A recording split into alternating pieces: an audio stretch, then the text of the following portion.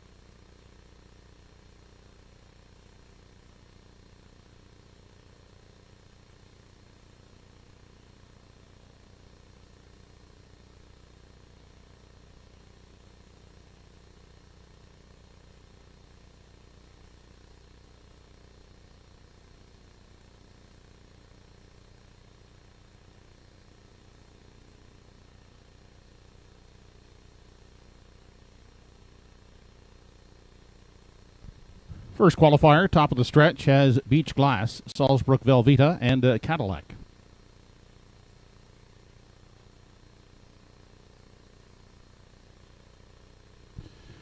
They are off. Off the gate quickly. That's Salzburg Velveeta to take the early lead as they race into the first turn. Beach Glass gets away second, and trotting away in the 3 spot, that is Cadillac, who's gone off stride. On by the 8th and into the backstretch for the first time as they head on to the opening quarter. And Beach Glass, up and out of the pocket, is driving on to take over the lead as they near the opening quarter. Salzburg Velveeta is sitting at the rail second and back down trotting. And gapped out third is Cadillac. They arrive at that opening panel, and Beach Glass is the new leader, out there a length and a half. Opening quarter was 30 seconds flat. They continue midway around the upper turn with Beach Glass charting the path. A length and a half lead on Salzburg Velveeta with Cadillac well back in 3. Off the turn and into the lane now as they near the half. Up front, it's still Beach Glass holding the lead. Salzburg Velveeta in pursuit second, and Cadillac is the third one. They race on past the midway point. No change up front. It's Beach Glass continuing on the front. Half in 1:02 and 3/5 seconds. Onto the backside for the final time. Beach Glass now by 2.5. Salzburg Velveeta is pacing along at second, and the Cadillac is the third one. On through the backstretch as they approach the 3/4 mile mark. Off stride there went Salzburg Velveeta. Well out front now, that's Beach Glass as they continue on to the 7/8. 1:32 and 3/5 was the 3/4, and Beach Glass striding out on the lead. Well back second after the break is Salzburg Velveeta, and Cadillac is trailing third. On through the lane now, final time, and Beach Glass is going to take the qualifier over Salzburg Velveeta and Cadillac. Mile in 2:01 flat.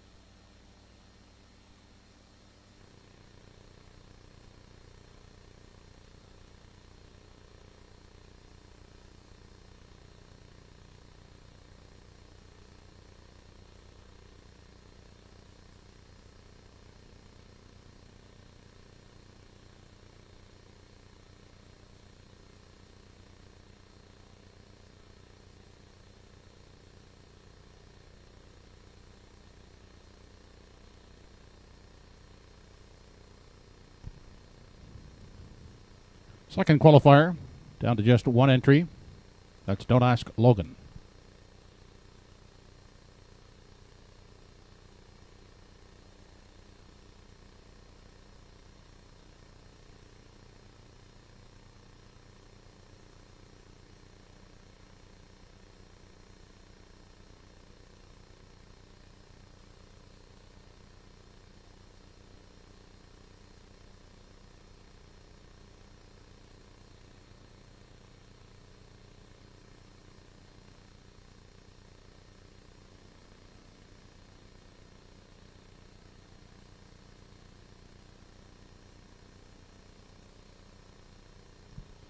Opening quarter for Don't Ask Logan, 30 4/5 seconds.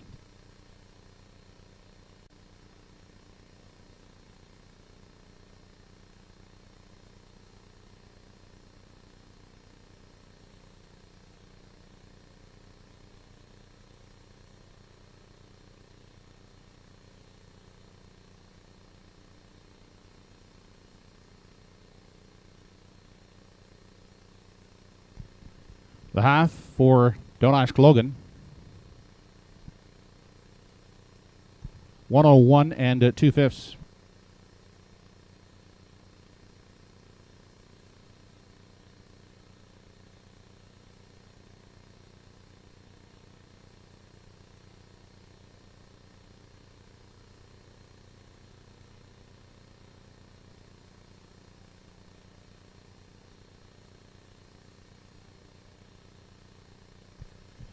Don't Ask Logan was by the 3/4 in 130 2/5.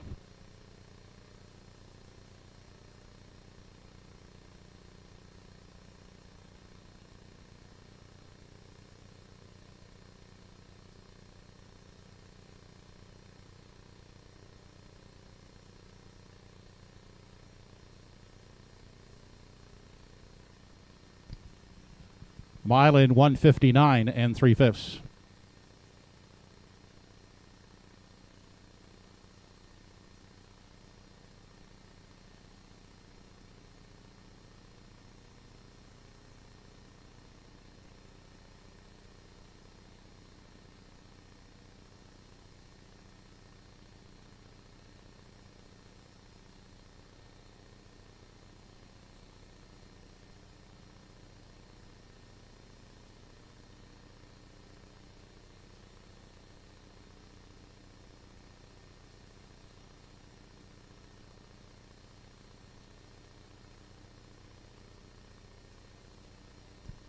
Recap of today's qualifiers. First qualifier, 1 Beach Glass was the winner, 2:01 flat. 2 Salzburg Velveeta made a break and was distanced. And the 3 Cadillac third making a break and was distanced. The fractions in the qualifier number 1, 30 seconds for the quarter, half in 1:02 3, 3/4 in 1:32 3, and the mile for Beach Glass, 2:01 flat.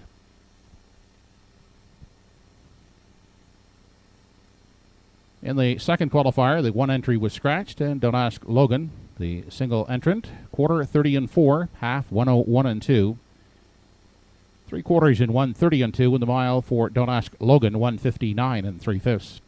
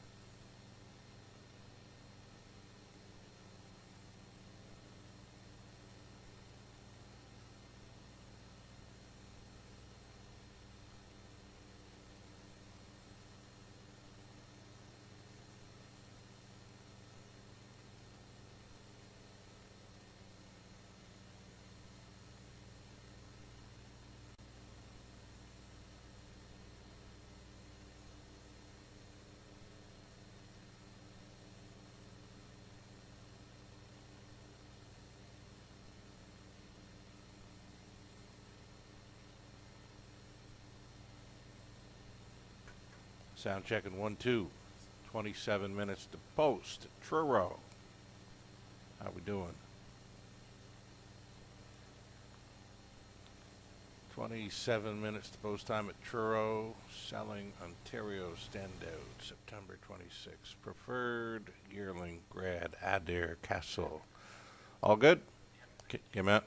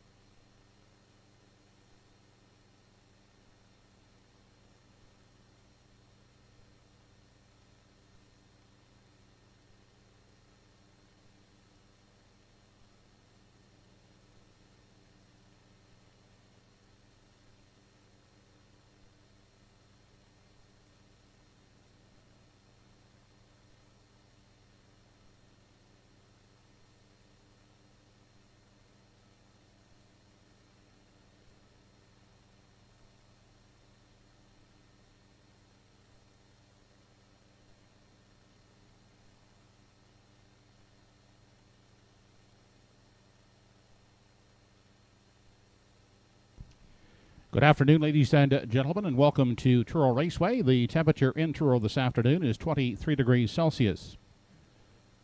Under clear skies, today's track condition has been rated as fast. The card this afternoon is conducted under the rules and regulations of the Atlantic Provinces Harness Racing Commission. The senior judge today is Kevin Kroll, associates Mike Ellsworth and Greg Nixon. Only a couple of equipment changes to report thus far on today's program. In the first race, we have a bridle change for number 5, Fear the Lady, going from open hood with cups to a closed bridle.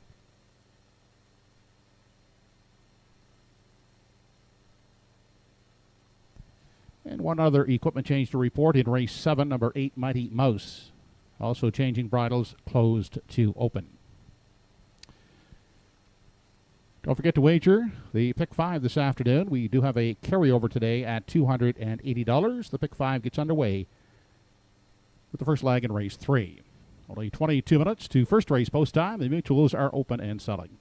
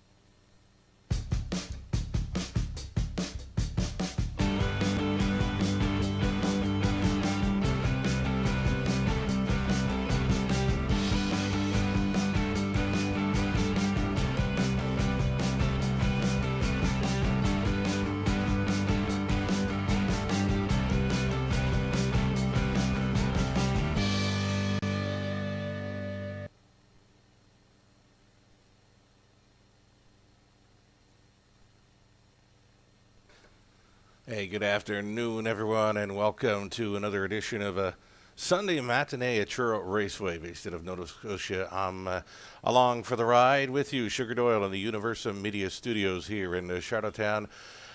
Bringing you the action once again for Truro Raceway. It's 11 races in to go. You know what? 77 horses entered, and 77 will be racing this afternoon. No significant changes, just a couple of broad changes throughout the afternoon.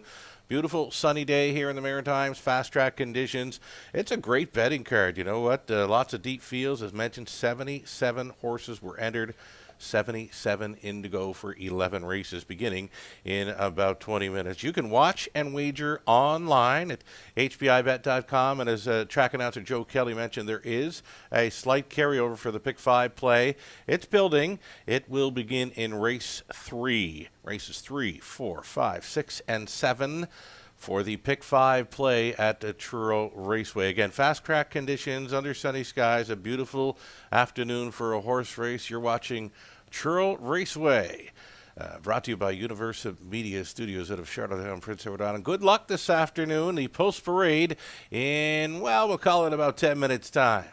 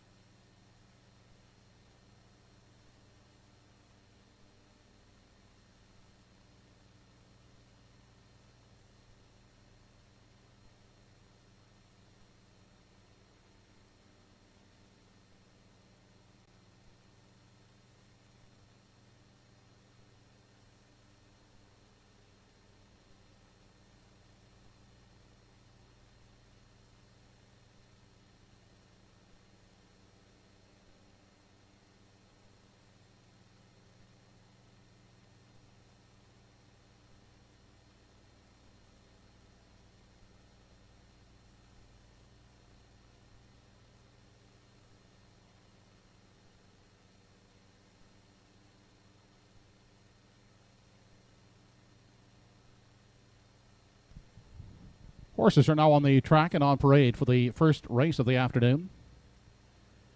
From post 1 is Salzburg Seahorse, owned by Salzburg Stables Incorporated, Carl Eisner driving. He's also co-owned by Louis Willinger.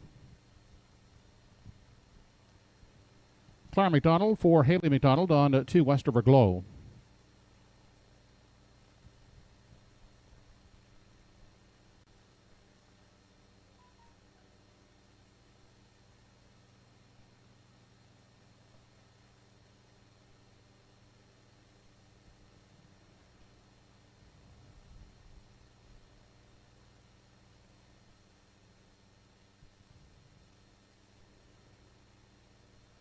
Number 3 is Brookdale Grace, on by Doug Polly Jr. and Sr. with Bernard McCollum driving.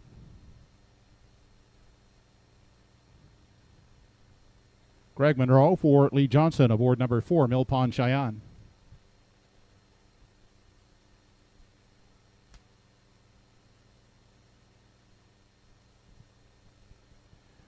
Debbie Denny and Rick McNutt are the owners. Andy Campbell will drive from post 5. Fear the Lady.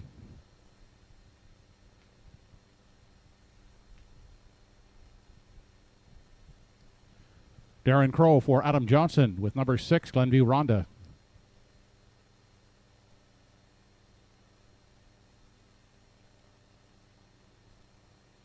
Fred and Lois Saunders are the owners of number 7, Ain't Me Babe. Kenny Parker will drive. Post time for the first in less than 4 minutes.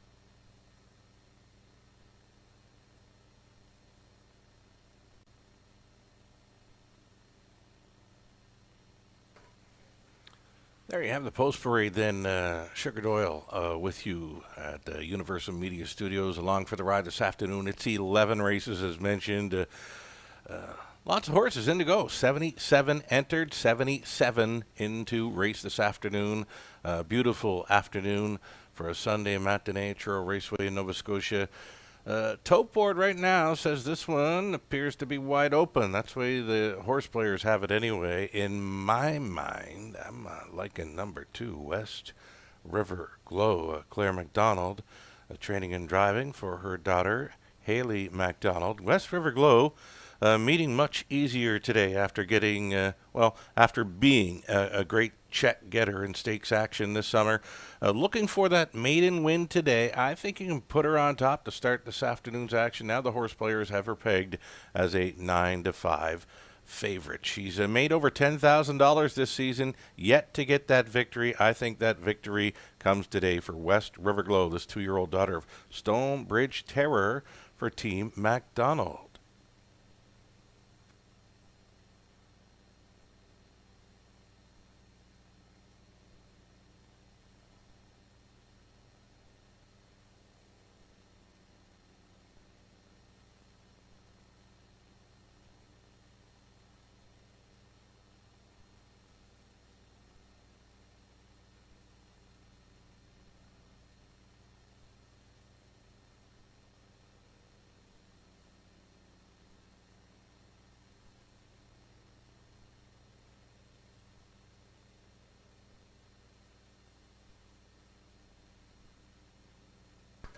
Here's a first-time starter getting that rail advantage to work with today. This is Salzburg Seahorse for trainer McNeil. The driver, Carl Eisner, has had a couple of qualifiers to work with.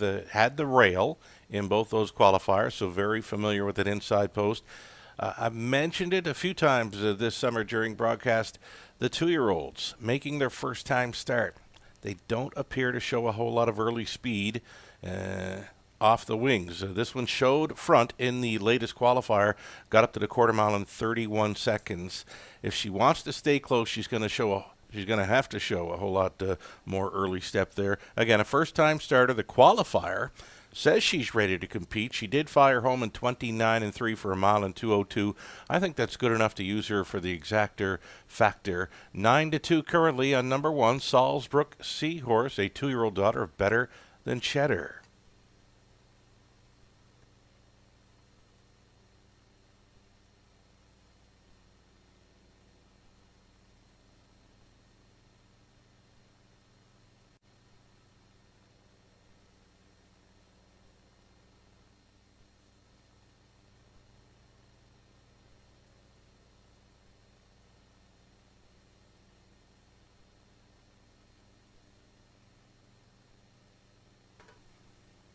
Here's my top 3 selection for third. Number 5, Fear the Lady, a daughter of Malicious, 3 years.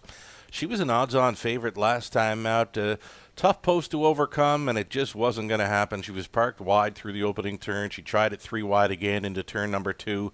Just could not make anything happen. So plenty of traffic issues in her latest. I'd like her a whole lot more if she had an inside post, because there does not appear to be a whole lot of early speed with this filly. Fear the Lady.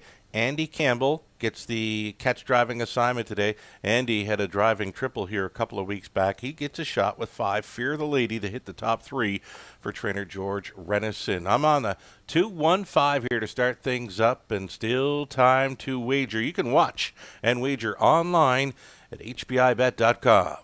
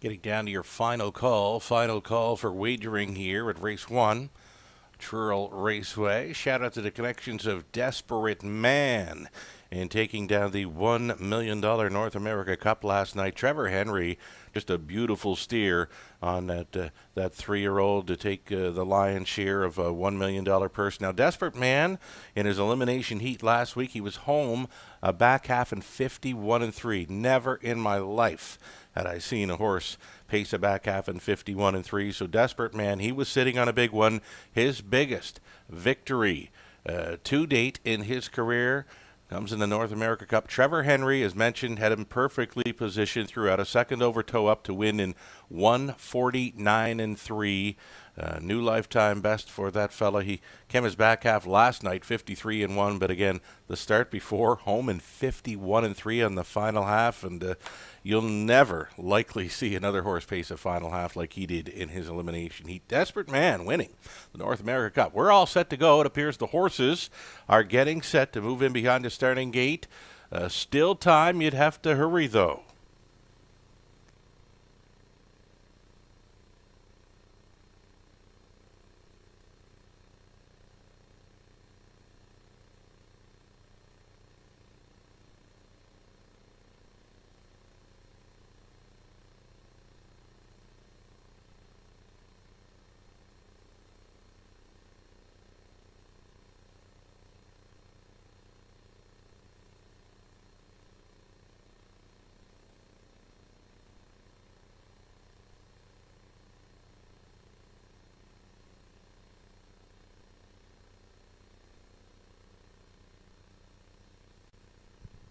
Home Hardware Building Center starting gate now moving for the first race. It's post time.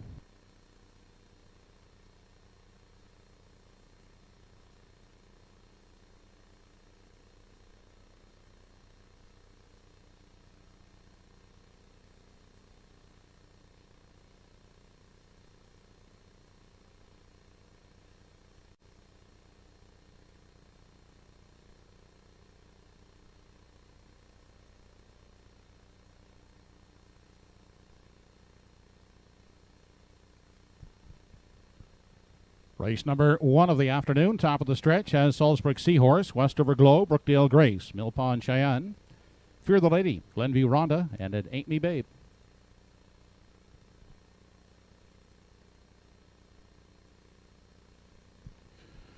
They're off and pacing. That's Westover Glow away quickly, and down at the rail is Salzburg Seahorse. Those two out vying for the early lead. Taking a tuck in at 3 and getting rough gated there. That's Brookdale Grace moving up into the 3 spot now. That's Fear the Lady. Caught wide 4th is Glenview Rhonda. The 5th away is Mill Pond Cheyenne.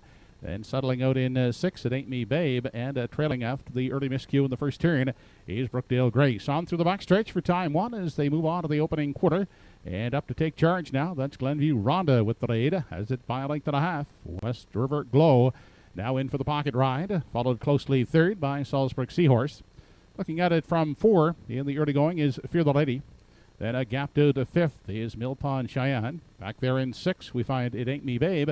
And the early breaker, Brookdale Grace, sitting at the back of the field in 7. Quarter reached in 30 seconds flat.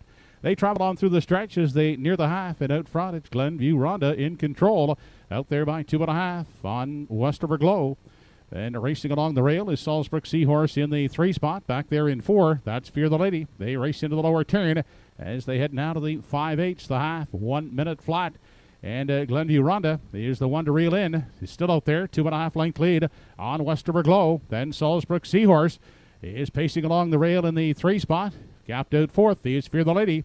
On through the backstretch as they near the 3/4. It's still Glenview Rhonda with the lead. Here comes Salisbury Seahorse.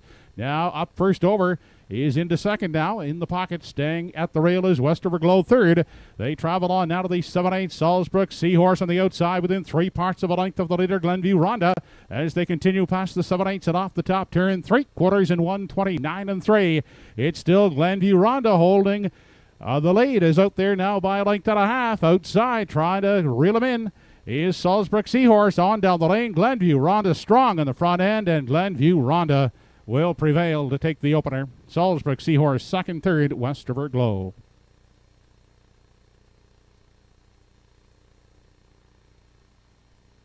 Mile at 1:59 4/5.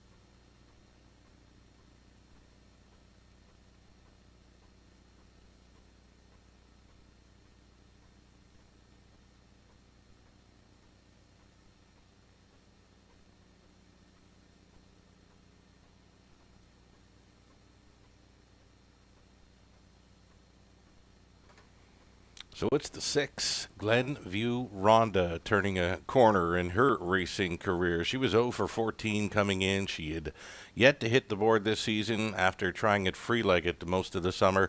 The hobbles went on. I think the hobbles will be staying on this one. Glenview Rhonda, 3-year-old daughter of Immaculate, had to bring it on home by aces and sevens. Went out for owner-trainer Adam Johnson, and Darren Crow pointed this one towards the lead, going to the quarter mile in 30, got the half at a minute. Up the backside, 1:29 3, and breaks the maiden today, 1:59 4. Glenview Rhonda at a price. She showed a couple of good trips. She qualified here, 2 minutes 3/5 over Truro, September 1st.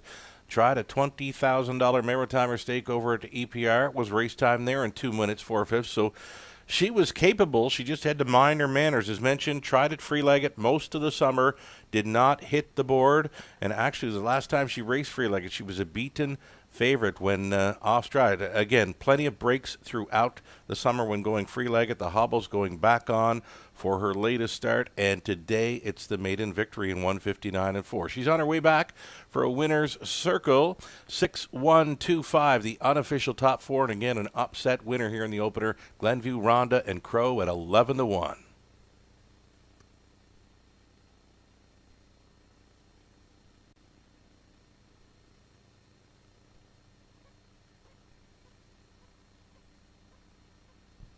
Now back in Victory Lane, the first race winner, number 6, Glenview Rhonda, 3-year-old bay filly by Immaculate, out of the Aces and Sevens dam. Bring it on home. Who's owned and was bred by Adam Johnson of Upper Brookside. Adam trains, Darren Crow, the winning driver. Glenview Rhonda picking up a mark of 1:59 4/5.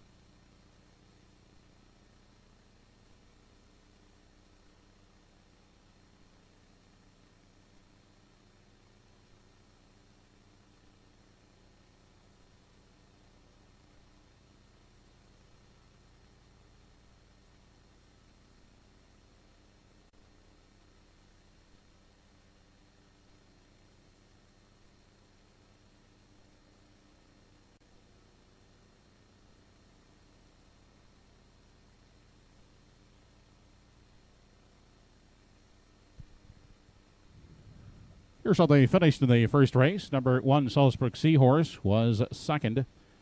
2, Westover Glow, third. 3, Brookdale Grace, 7. 4, Mill Pond Cheyenne, fifth. 5, Fear the Lady, fourth. 6, Glenview Rhonda, the winner. And 7, It Ain't Me Babe, 6. Quarter was 30 seconds. The half, 1 minute. 3 quarters in 1:29 and 3 in the mile.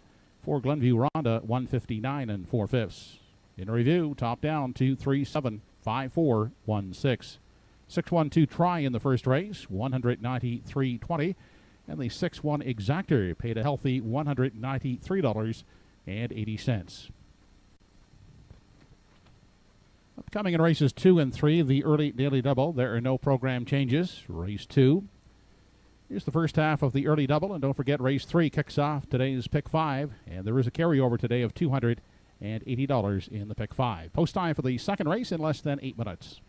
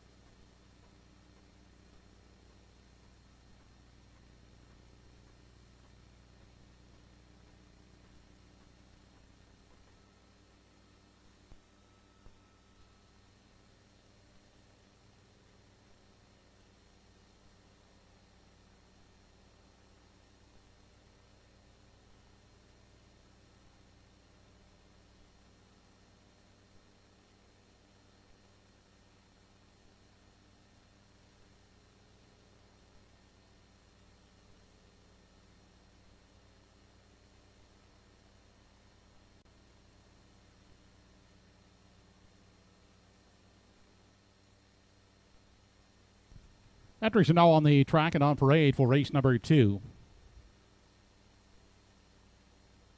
From post 1 is Riding Like You Stole It by Wayne Webby with Mark Webby at the lines.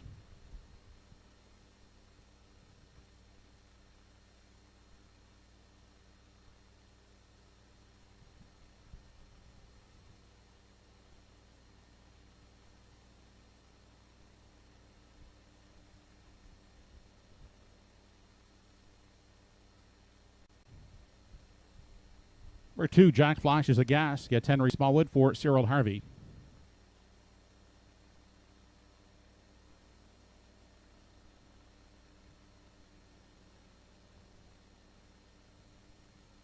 Fifth Estate from post 3, Michelle Patrick owns. Ernie Laffin will steer.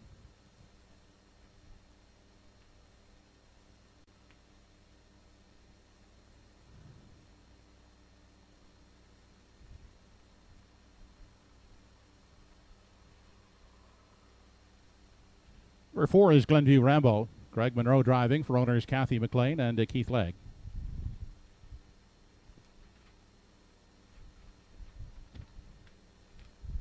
Coot Cobbler is the 5, owned by Ron Garland, Dave Carryup.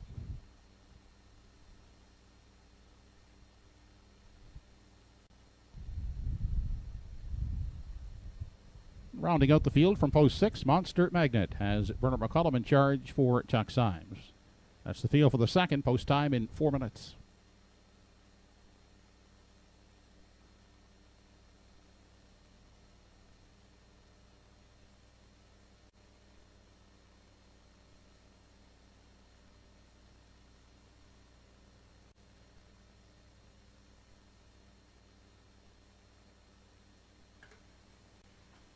Track announcer Joe Kelly saying 4 minutes to post time here on the second race. A top selection for me.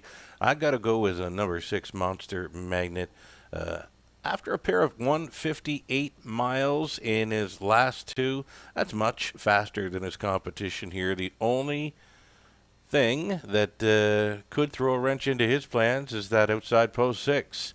He did wire them up from post 5, 2 back. A 180 really in form. He showed nothing close to wanting to go sub 2-minute speed prior to that gate to wire victory, and that was under wraps. Last time out, a little bit bumpy gated throughout the mile, but still managed to clock up his time in 1:58.1. He finished third in there. So again, Monster Magnet, he's the only horse showing 1:58 speed in here. The earliest action happens to be on the lone 2-year-old, number 1, Riding Like You Stole It. He's not showing that he wants to go sub 2-minute speed anytime soon.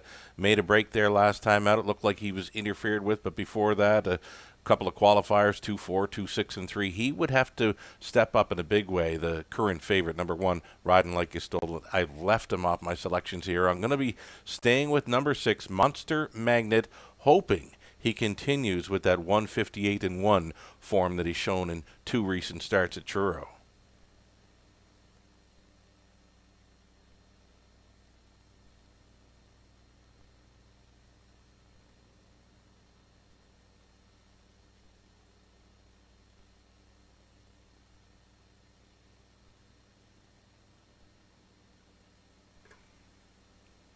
My choice for second, number 3, Fifth Estate, and for me, he looks best of the rest. Showing plenty of a sub 2-minute speed throughout his program lines when many of them here are not.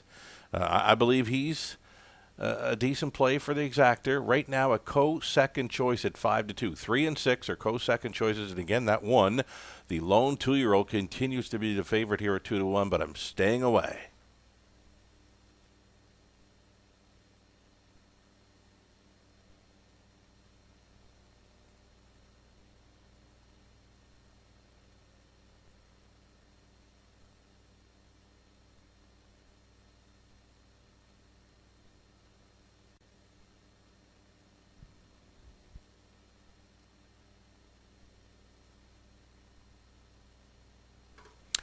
My choice for third is a 6-1 Less than 1 shot. minute to post time. Right on. Joe says less than a minute now. My choice for third, number 4, Glenview Rambo. I'm sticking to it. You're getting some real good value here at 6-1.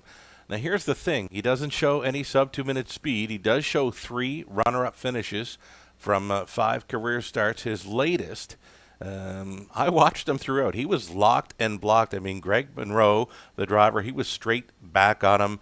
Trainer Ed Harvey has had his horses in great form in recent starts. So Glenview Rambo, he would have to improve on his speed. Again, he has yet to hit the sub 2-minute factor. But Glenview Rambo, off his last line, he just wanted to race. He wanted room, and he didn't get room till it was very late when he shot up the passing lane for the deuce. So Glenview Rambo, I'm looking for some improvement speed-wise. I think he can hit the ticket. Again, that lone 2-year-old takes the 8-5 action. I'm staying with a 6, 3, and 4 here for race number 2.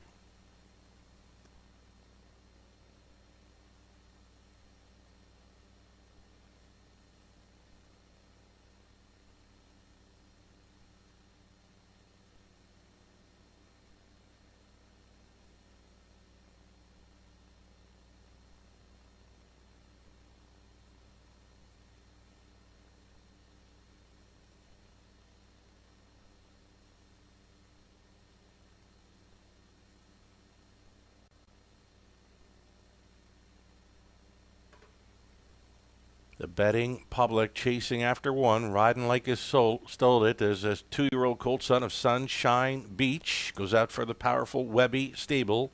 Mark Webby training and driving.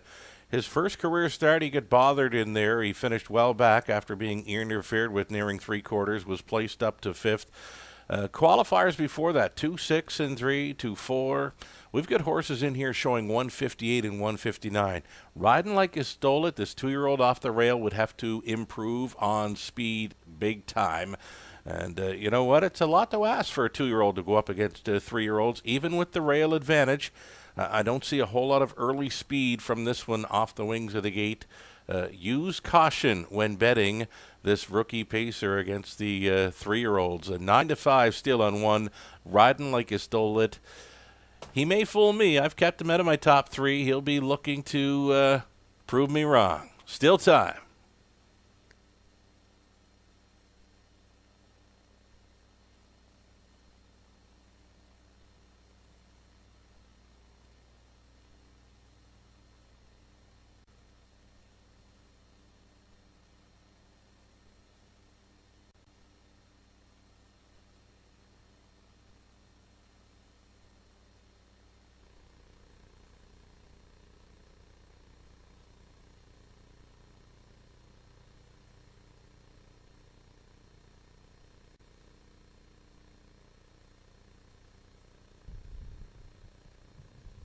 Second race entry is now lining up behind the Home Hardware Building Center starting gate. It's post time.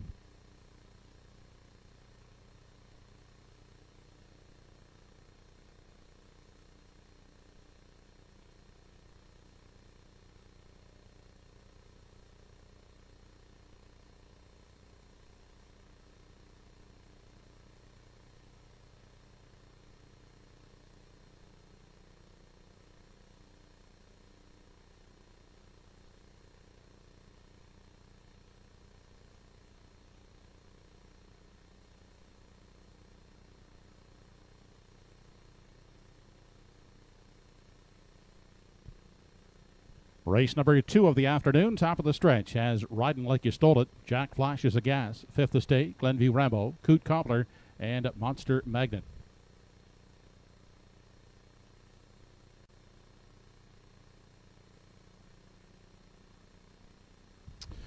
They're off and pacing. And away quickly at the rail. Riding Like You Stole It out in search of the lead. Jack Flashes a Gas. He's gathered up and will take the tuck in the pocket second. Getting away in the 3 spot, that's Fifth Estate. Then the pacing on the outside fourth. Coot Cobbler out 3 wide in that first turn. That's Monster Magnet, who races in 5 and back trailing. Glenview Rambo is the 6th one. Into the backstretch now as they head on to the opening quarter. Riding Like You Stole It out front will show the way onto the quarter. Coot Cobbler parked and driving up on the outside is second. Inside, sitting in the pocket, Jack Flashes a Gas third. Parked on the outside but covered up in 4 is Monster Magnet. 5th along the rail, that's Fifth Estate. And the trailer continues to be Glenview Rambo.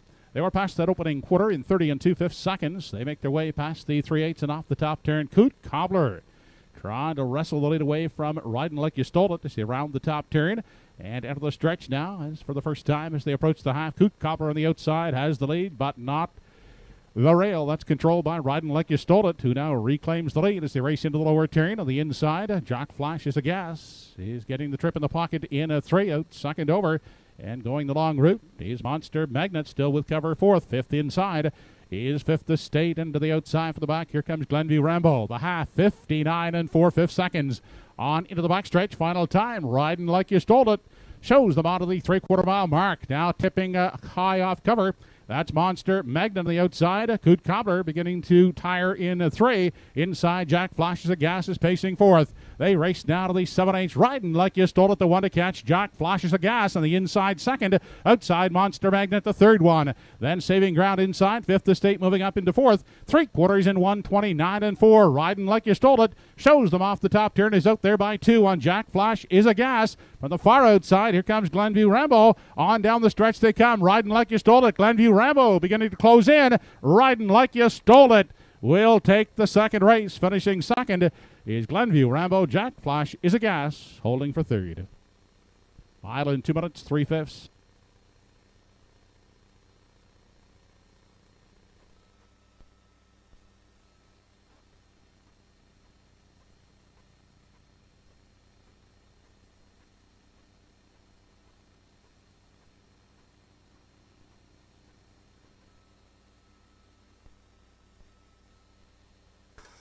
There you have it. The 2-year-old did prove me wrong. He stepped up in a big way, going all the way to break his maiden today, 2 minutes, 3/5. That 2-year-old colt son of Sunshine Beach looked well in hand there for the Webbies. The only thing I was right about in this one happened to be number 4, Glenview Rambo. He was showing well going in off that last trip, locked and blocked till very late in the mile where he shot up for second. Ed Harvey training, Greg Monroe driving number 4, Glenview Rambo for the deuce in there.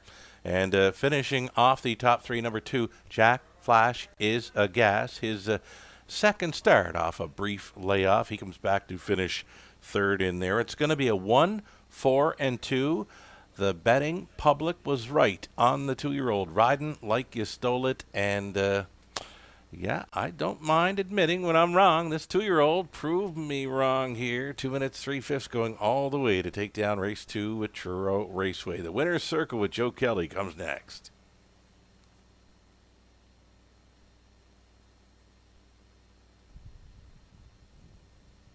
Objection has been lodged here in the second race by the driver of 3, Fifth Estate, against the driver of 2, Jack Flash is a gas, for possible stretch drive interference. Objection underway here in the second 3-on-2.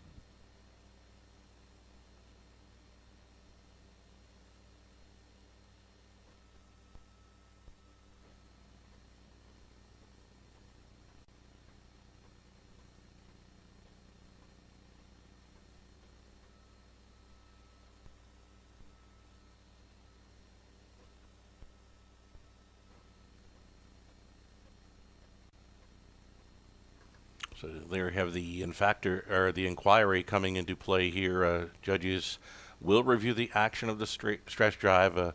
Driver on 3, Fifth Estate, Ernie Laffin, has launched a claim of foul against the driver on 2. Jack Flash is aghast for possible interference through the stretch drive, asking you to hold on to your tickets here on race number 2. Claim of foul, 3 versus 2 for action through the stretch. Mark Webby on his way back with this 2-year-old for a winner's circle photo.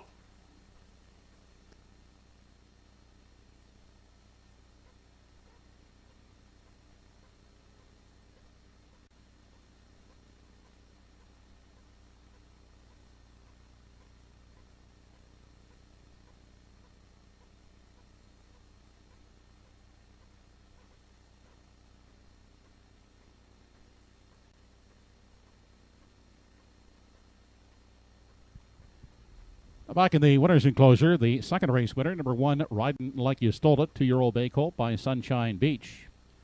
Owned by Wayne Webby of Dartmouth, trained and driven by Mark Webby. Riding Like You Stole It picks up a mark of 2 minutes and 3/5.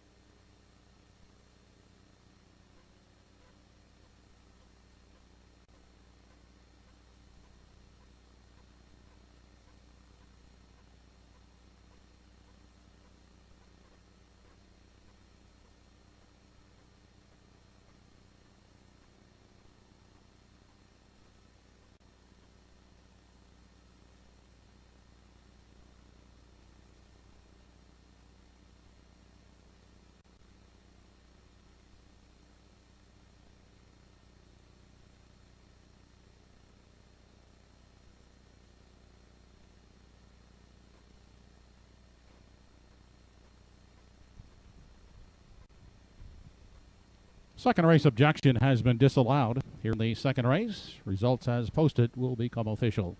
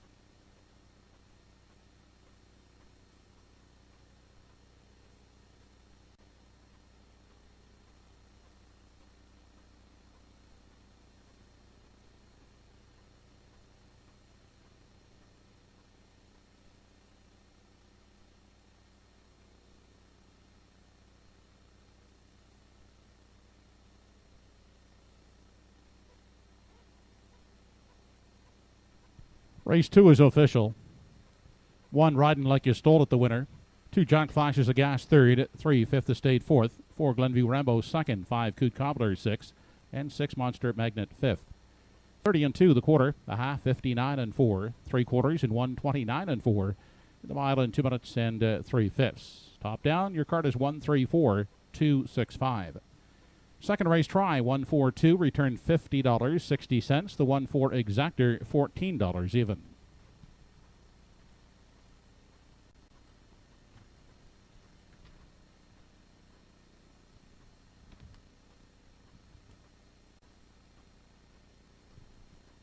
Upcoming in the third race, it's the first leg of the Pick 5. Pick 5 carryover this afternoon stands at $280. Only one change affecting today's Pick 5. That's an equipment change over in race 7. Number 8, Mighty Mouse. Bridle change closed to open. Post time for the third, first leg of the Pick 5 in less than 8 minutes.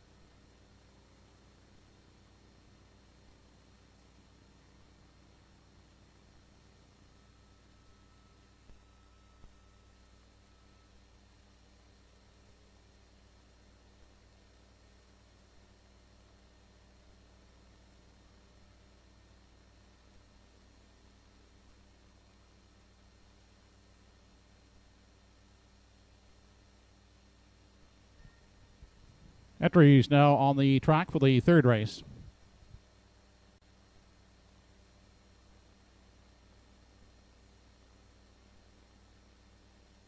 Number 1 is Preceptor. Paul Langell driving for owner Roseanne Langell.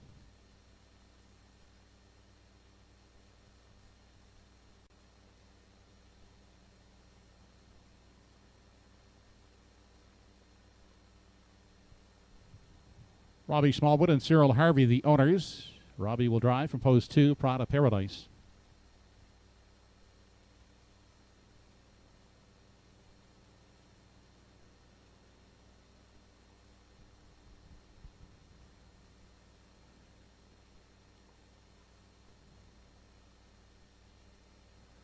Arlene Gillis, Chantel Gillis, and Freddie Buffett, the owners of number 3, Name Monster. Greg Monroe in tow.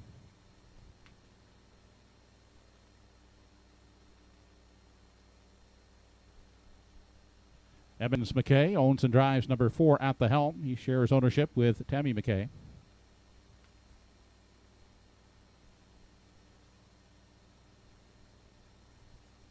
Number 4 is Dinger 2, owned and driven by Henry Smallwood.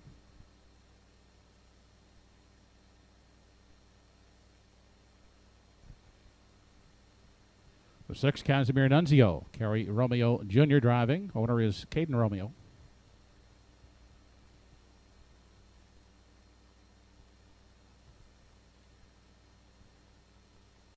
Darren Crow will pilot from post 7, Sonny Billion for the Won't Back Down stable. Post time for the third in 4 minutes.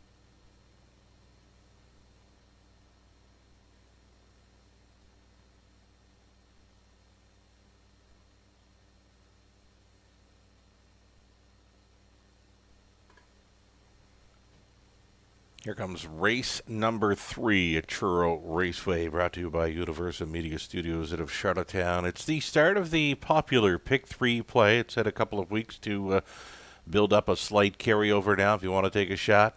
It's the Pick 5 starting up here in race number 3, picking the winners from races 3 through 7 for your shot at a decent-sized payout, I would assume. The heaviest action right now, number 1, Preceptor. My top selection here, getting class relief, and now it's a rail advantage. He's a must-play to begin the Pick 5. Now, I like this horse. I just don't like 1 to 9. I don't think any horse in race number 3 should be at 1 to 9 in wagering. He's taking all the win, place, and show money here. Number 1, Preceptor, is my top selection. I like him. I just don't like the price.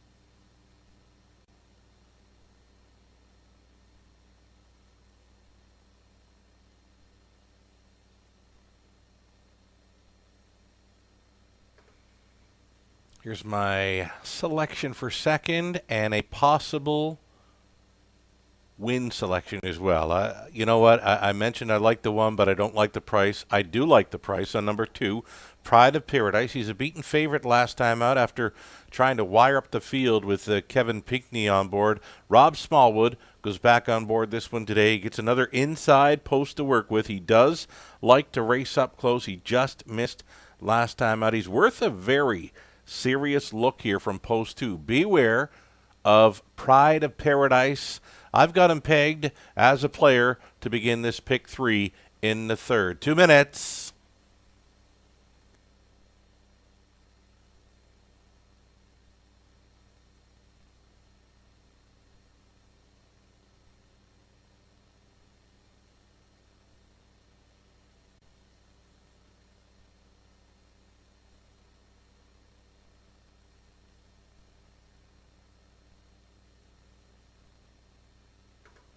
And a top 3 selection for me for third, number 5, Dinger 2, this 11-year-old son of Arts card trick. He just missed last time out when racing against Pride of Paradise and Brookdale Maggie. Tell you what, it was a great finish. 3 of them across the track through the stretch. You had the veterans, Kevin Pinckney, Bernie McCollum, Henry Smallwood, a 3 across thriller that went to Brookdale Maggie as she broke her maiden. Dinger 2, we're looking at him. He finished second best. Right there with them was Pride of Paradise, who will be leaving from post 2 in this one. You're getting a huge price, an inflated price of 45 to 1 on the number 5, Dinger 2. Another horse that does like to race up close. He flashed that early speed last time out to tow right along and finished second best. Don't be afraid to play Dinger 2 for the veteran Henry Smallwood from post 5. I'm on 1, 2, and 5. Still not a big fan at all of that 1 to 9 price on number 1. It's the Pick 3 beginning with a slight carryover here in race number 3.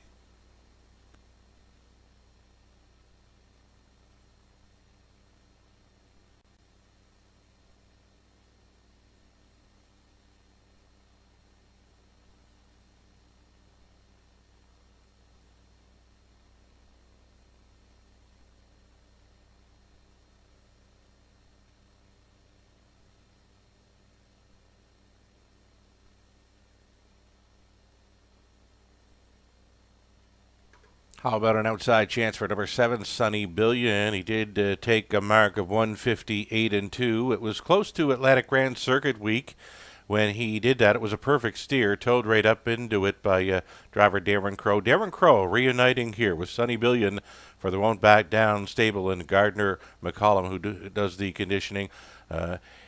If he can find that 158 and 2 kind of speed that he showed in early July, he will factor here. From an outside post, number 7, Sunny Billion, offering 9 to 1. Some pretty good value throughout if you're looking beyond the 1. Preceptor here as the horses and drivers begin to gather on the lower turn. They'll be set to head towards the starting gate here very soon. Still time.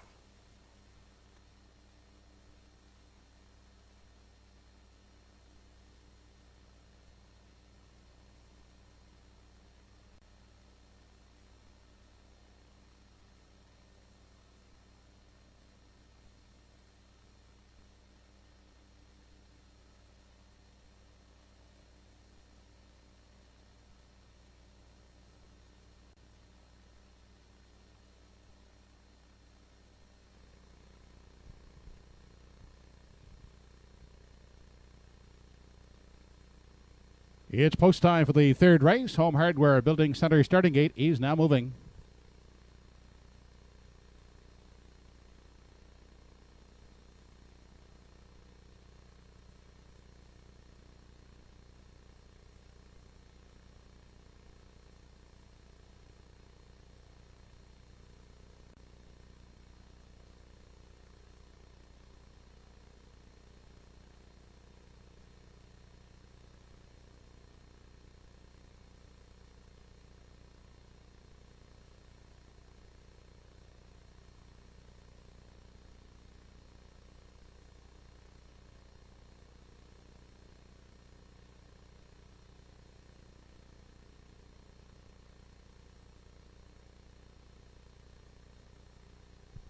Race number 3 of the afternoon has Preceptor, Pride of Paradise, Name Monster at the helm. Dinger 2, Casimir Nunzio, and Sunny Billion.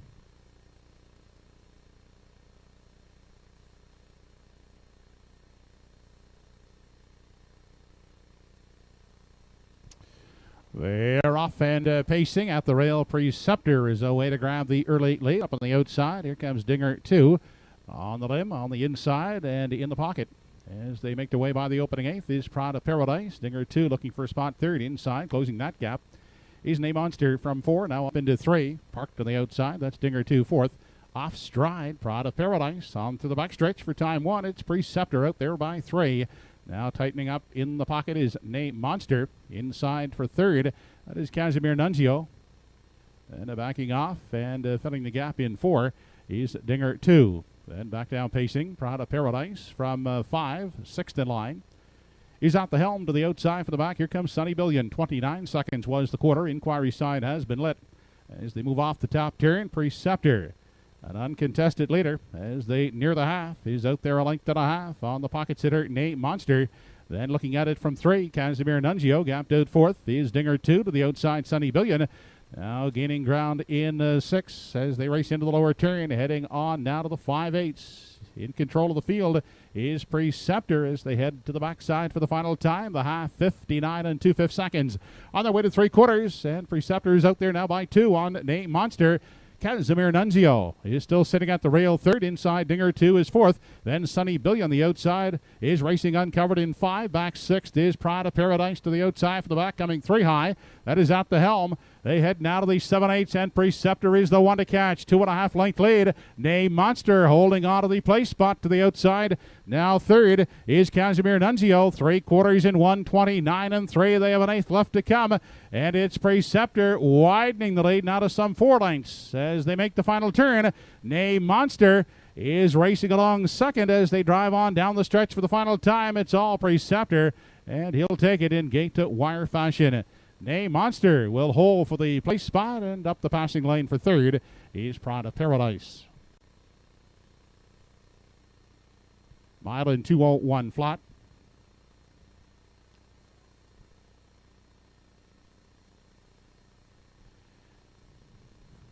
Judges have lit the inquiry sign. Looking at the break made by 2, Pride of Paradise.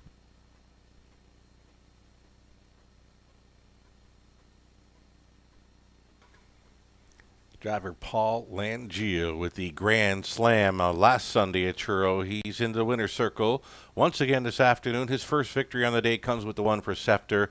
I like this horse. I just didn't like the price. He ended up going away as the heavy favorite at 1-4, and he just jogged. A easy win today in 2:01. His first victory of 2021. Now a 19-time career winner for owner Roseanne Langio. Paul Langio training and driving for the victory. Name Monster got the pocket ride to finish second, making a break at the quarter mile when sitting second was Pride of Paradise. Did salvage a third when staying inside throughout the rest of the mile following the break. So 1, 3, 2, and 5. It's your top 4 unofficial, though there is a judge's inquiry involving the unofficial third place finisher, number 2, Pride of Paradise. He was off stride going to the quarter as he sat the pocket. Again, he did salvage third, but he remains under a judge's inquiry here in race number 3. Number 1, Preceptor, the heavy favorite, on his way back for a winner circle photo, his first photo for the win in 2021. 1, 3, 2, and 5. It's unofficial.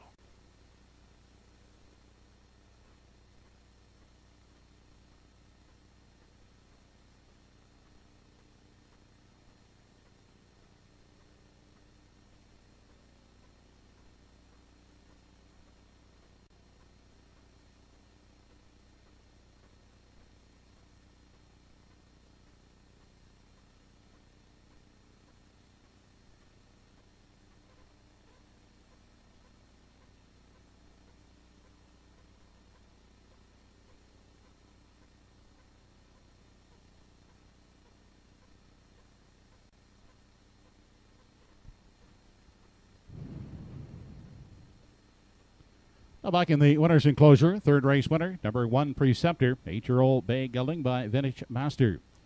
Number Roseanne Langell of Lower Onslow, trained and driven to victory by Paul Angel. Preceptor, pacing in 2:01 flat.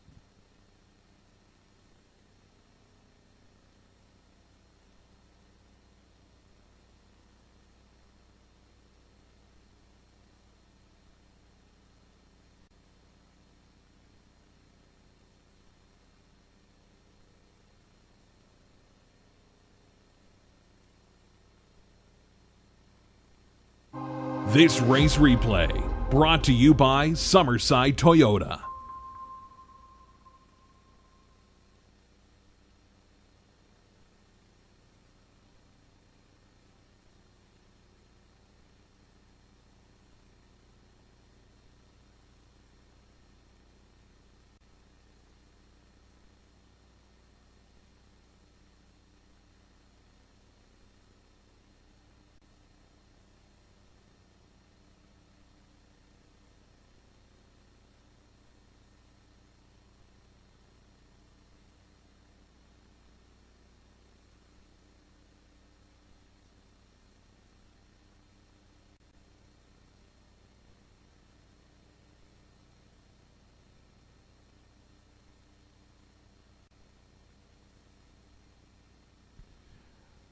As a result of the inquiry in the third race, judges have determined that number 2 Pride of Paradise did cause interference while on a break, interfering with 4 at the helm and 5 Dinger 2.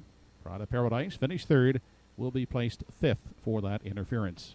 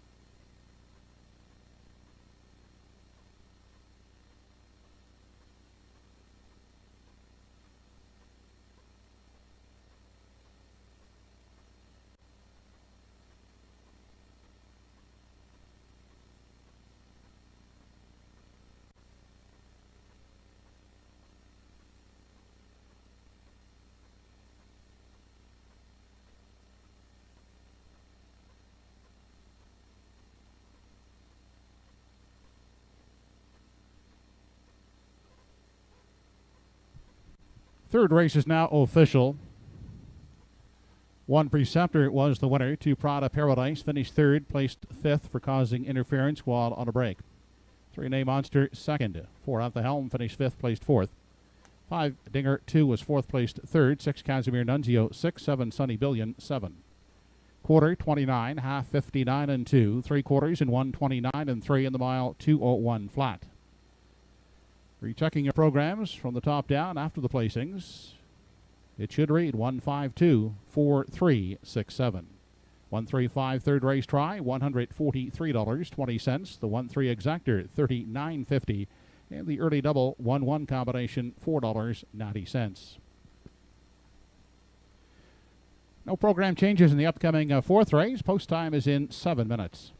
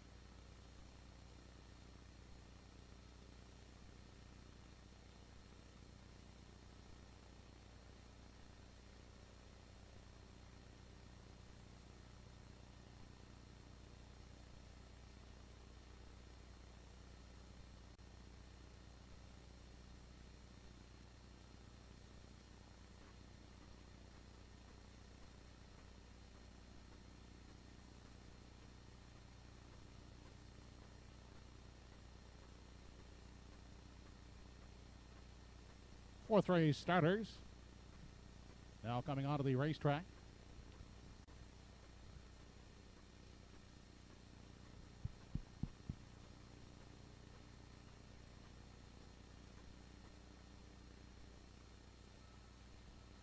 Here's the field for the fourth.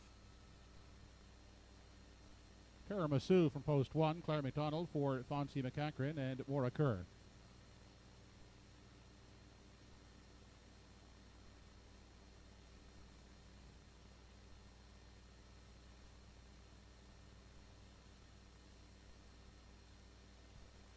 Number 2 is Glenview Quintana. Greg Monroe driving for Adam Johnson.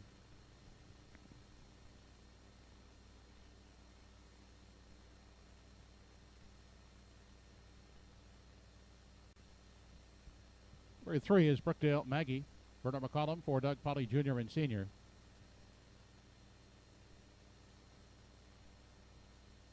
Lois Saunders owns the 4 Lofty Shadow. Ernie laughing at the helm.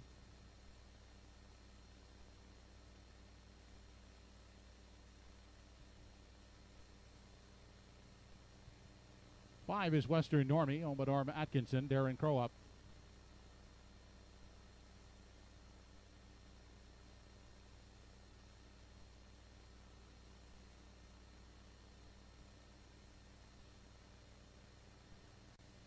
Jeff Skinner, Bob Skinner, and Daniel Hiltz, the owners. Danny Romo drives from post 6, Woodmere, Denver.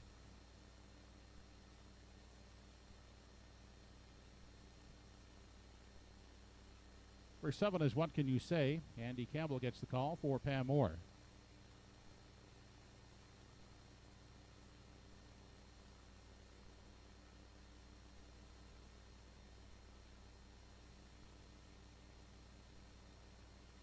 And for post 8 is Timel Charmer. Mark Webby for Wayne Webby. Post 5 for the fourth in less than 4 minutes.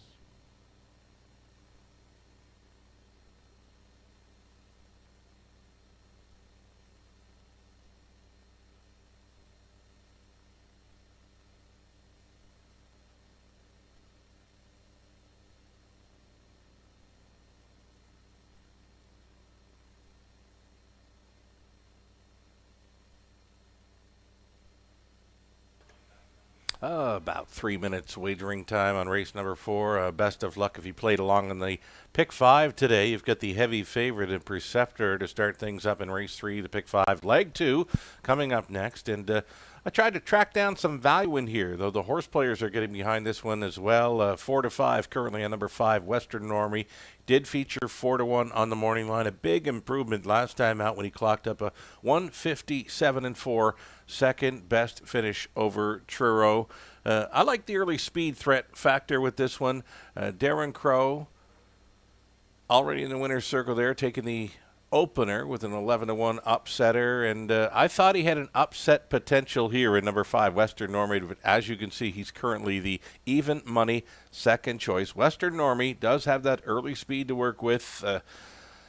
He'll use it early to try to stick around late. Number 5, Western Normie, a 3-year-old son of Western Paradise, trained and driven by Darren Crow for Norm Atkinson. Let's go. Less than 2 minutes to post.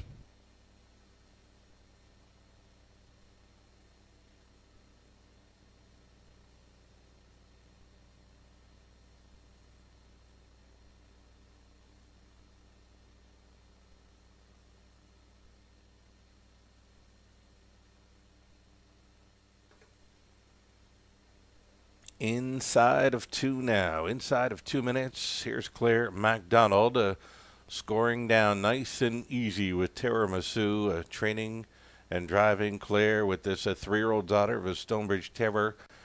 She got roughed up last time out as, she was maybe the second choice in there. And she did manage a 4th, but again, roughed up when she committed to go first up for a long ways. I think she moved just after the quarter mile and then got hung out from there. I think with the rail advantage, we can expect more. In for a trip possibly. Number 1, Terror Masu, currently your 4-5 favorite.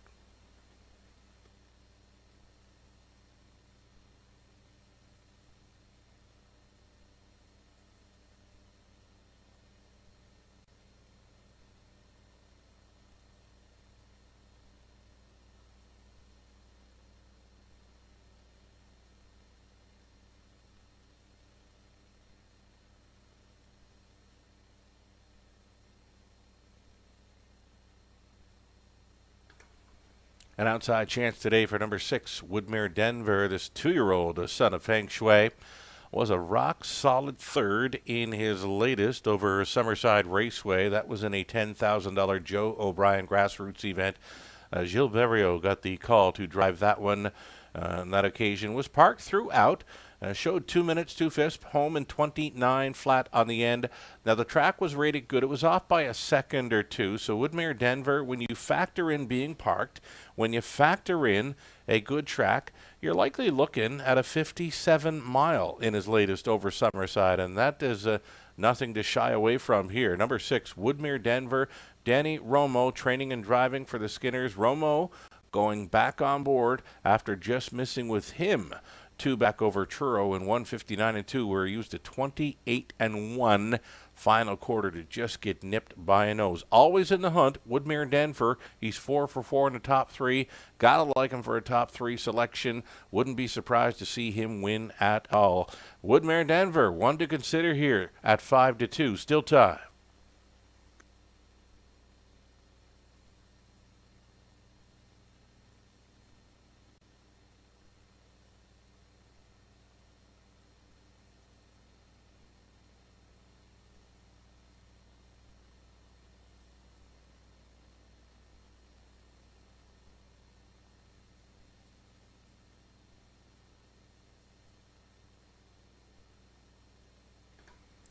Longest shot on the board, you're looking at her. Brookdale Maggie facing tougher now after breaking her maiden last time out. She was 0 for 17 going in.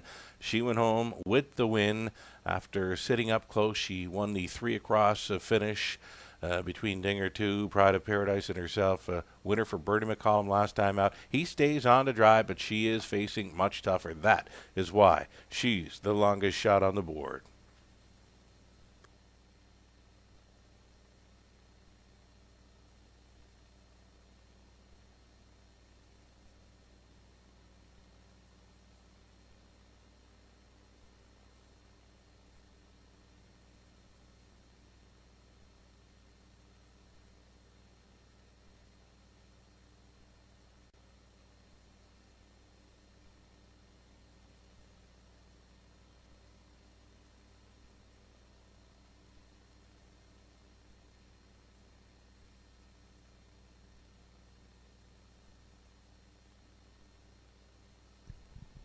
Field for the fourth race. Now moving in behind the Home Hardware Building Center starting gate. It's post time.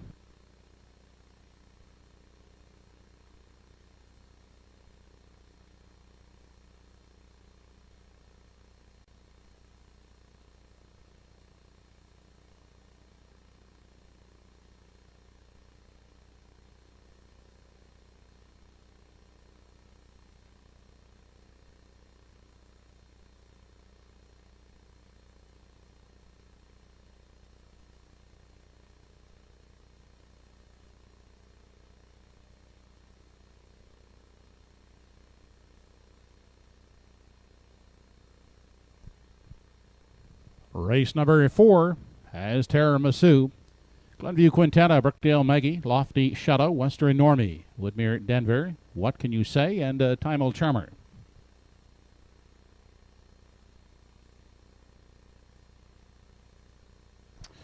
We're off and pacing, firing off the wings of the gate is Western Normie. Out for the early lead as he race into the first turn. Tiramisu will get away in the pocket outside a third. That is Lofty Shadow at the rail, and looking at it from 4 now is Glenview Quintana, the 5th one away. That was Brookdale Maggie back in 6 and moving on the outside. What Can You Say?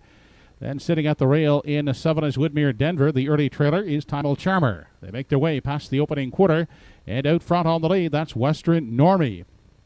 Intent on dictating terms as they race out of the 3/8. Has put Lofty Shadow in the pocket. Back on the inside is Tiramisu, looking at it from 3, followed 4th by Glenview Quintana. Outside, going the long trip, What Can You Say, is a parked 5th. 6th inside is Brookdale Maggie. Then we go back to Woodmere Denver, and struggling at the back there, that's Timel Charmer. 28-1 was the quarter. They race on through the stretch now as they near the half, and it's Western Normie on the front end, out there by a length and a quarter. In the pocket, Lofty Shadow first over. Here comes Glenview Quintana. Now on the outside, a third. Tiramisu is at the rail and pacing along in 4. Back in 5, Brookdale Maggie. 6th on the inside, and looking to come off the rail is Woodmere Denver. And on the outside is What Can You Say? They race into the backstretch for the final time. 57-4 was the half. Western Normie setting some lively fractions as they near the 3/4 mile mark. Outside and braving it first up, Glenview Quintana. Down inside, Lofty Shadow is pacing second now. Outside a third as they race on to the 7/8 is Glenview Quintana now moving on for second, but it's Western Normie out there leading it now by 5 with an 8th left to come. 3/4 paced in 1:28 flat. They swing off the top turn. Western Normie is the one to catch as they turn down the lane now for the final time. Western Normie now shaking loose late. Woodmere Denver up on the far outside, but Western Normie holding safe to win at second. That is Woodmere Denver, and third is Tiramisu.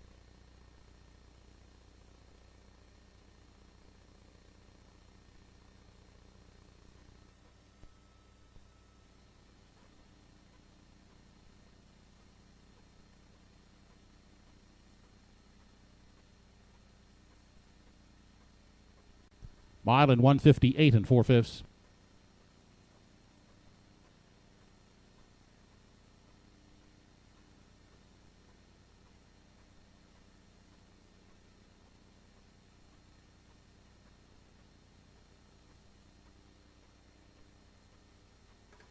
Very impressive and ambitious victory here by number 5. That being Western Normie. Darren Crow headed to the winner's circle, his second victory on the day. Rolling out ambitious fractions here. 28-1, 57-4, 128, and the mile time, 158-4, reducing his lifetime best here. Western Normie, Darren Crow, fast closing. Woodmere Denver, very impressive in flashing his late speed for the deuce. He came from way back. Likely 29 and change on the end there with Romo. Woodmere Denver, one to circle up for next time out, and completing the top 3, number 1. That being Tiramisu. Thought she'd get the pocket ride in there, but when I believe it was the 4-horse slid in to sit second just prior to the quarter mile, I knew at that point it was all over for the rest when number 5, Western Normie, went along unchallenged throughout. Again, Woodmere Denver closing up well to finish second. Circle him up for next time out. Western Normie pacing to a new lifetime best. He was sitting on a win coming in off that impressive improvement last time out when he finished second, 57-4. On his way back for a winner's circle photo. 5, 6, 1, and 3 unofficial.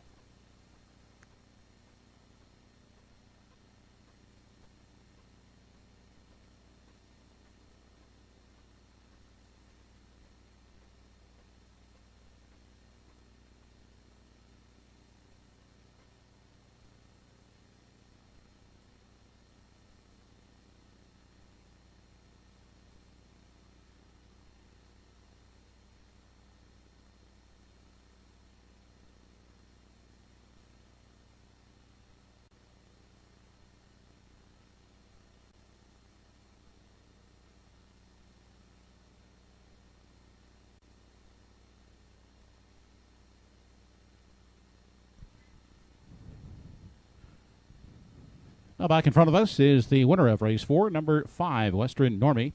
3-year-old bay gelded son of Western Paradise out of the drop-off dam at Woodmere Dewdrop.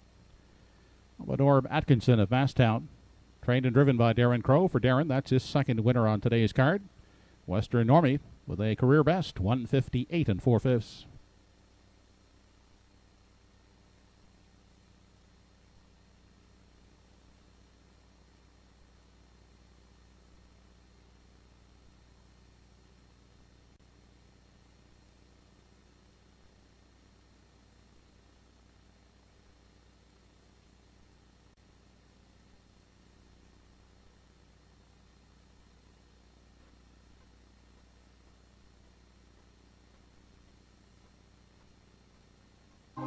This race replay brought to you by Pye Chevrolet.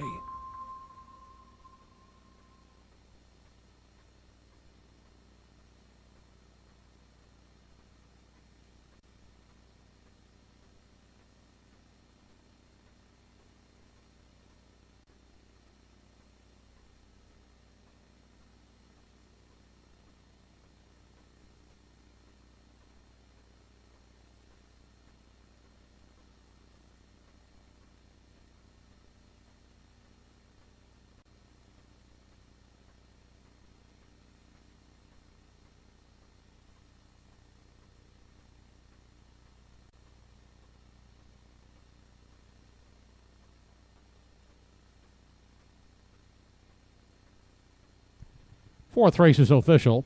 1 Tiramisu, third. 2 Glenview Quintana, 6. 3 Brookdale Maggie, 4th. 4 Lofty Shadow was 5th. 5 Western Normie, the winner. 6 Woodmere Denver, 2nd. 7 What Can You Say was 7th. And 8 Time Old Charmer, 8th. Quarter was paced in 28-1. The half in 57-4. 3 quarters in 128. And the mile, a career best for Western Normie, 158-4. From the top, 3, 6, 4, 5, 1, 2, 7, 8. 5, 6, 1 try in the fourth, 56-40. And the 5, 6 exactor at return, 32-40. Upcoming in the fifth race, no changes in race 5. Entries go behind the gate in less than 7 minutes.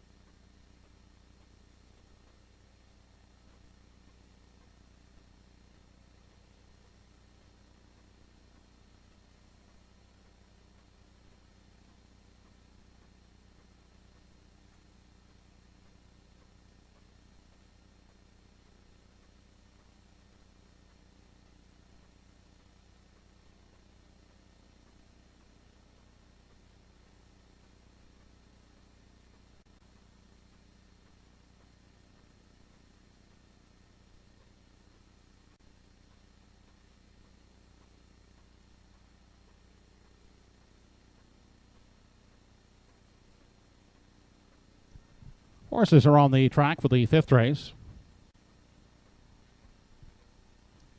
For post 1 is Salzburg Flicka, owned by Tracy McQuaid. Paul Trev's driving.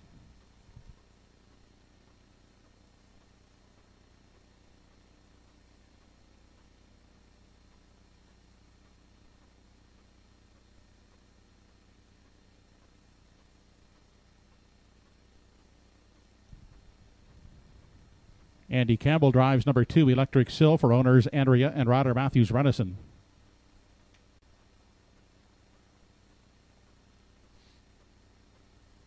Post 3 belongs to Big Engine. He's owned and will be driven by Evan Wilson.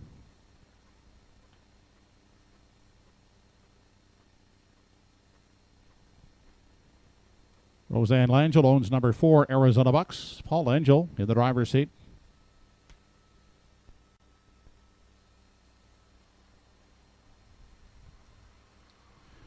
Jeff Ellis for Brody Ellis with number 5, Electric Express.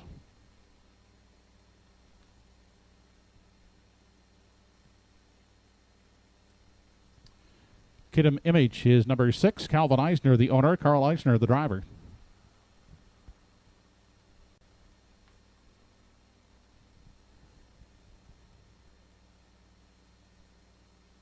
And from post 7 is E.R. Quinn, owned and driven by Kirk Paris. Post time for the 5th in 4 minutes.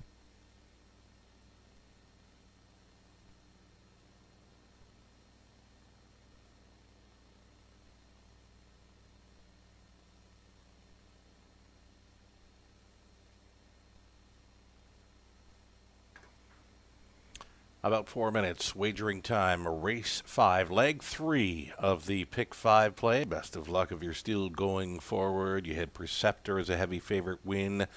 And then on to race number 4, Western Normie. He'll provide some value for leg 2 of the pick 5. He was 4-1 in the morning line, let go at 2-1, returned to 670, and that was all right. In this 5th race, I'm going to chase after number 3, Big Engine.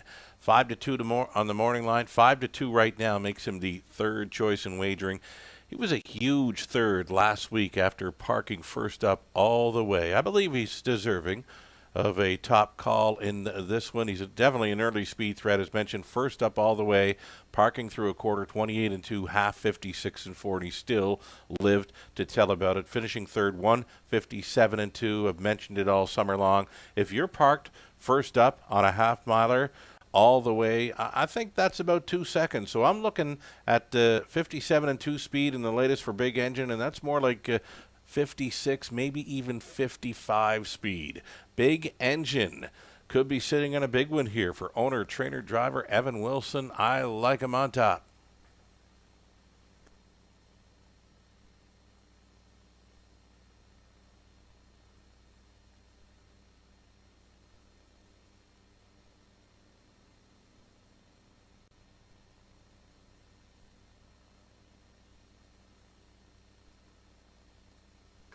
Here's a look at number 5, Electra Express. Jeff Ellis training and driving. She did all the work last time out trying to get paid. She just missed. Finishing 2nd best was race tied in 157-2. That's good enough for me. She's versatile. She can race from anywhere, though she does do her best work when on the lead. Electra Express just missing. She's a co-favorite right now at 8-5 with number 4, Arizona Bucks. I did like that one last time out. He did trip out for the victory. Not often you would see an 11-year-old that came from outside of the Maritimes take a new lifetime best at 11 years of age. That's what the Arizona Bucks did last time out when winning in 157-2 over Truro. I've left the 4 off my selections, though. I'm on the 3. Big Engine over 5, Electra Express for the exactor. Co-favorites now, 9-5, all 3, 4, and 5 here in the 5th.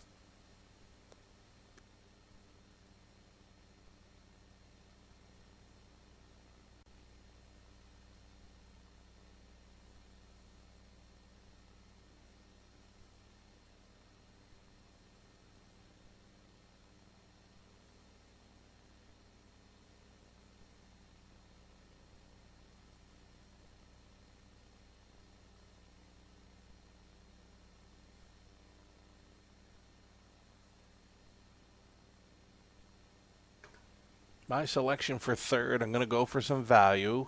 Number 1, Salzburg Flicka. She finally draws the rail. You can look through her program lines. There's 9 or 10 program lines there. She does not show a rail anywhere throughout.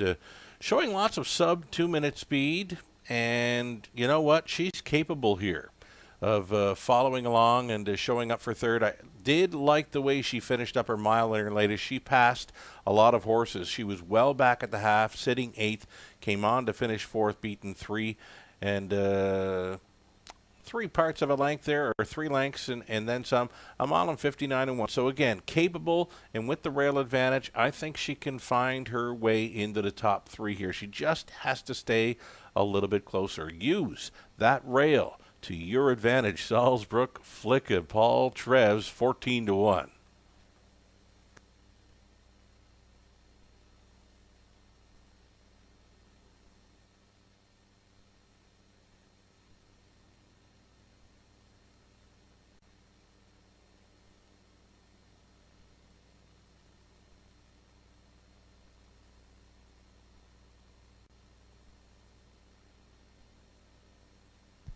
Less than 1 minute to post time. Last call.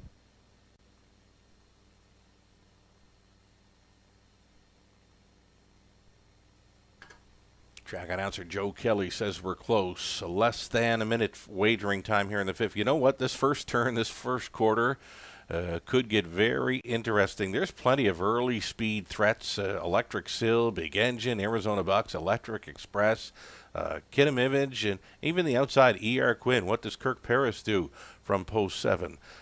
Plenty of early speed threats in this one. I'm going to stay with number 3, Big Engine. The public is backing that one now. The odds-on favorite at 4-5, number 3, Big Engine. I went to 3, 5, and 1. Plenty of early speed threats to line up here behind the gate. We're getting close here. Still time.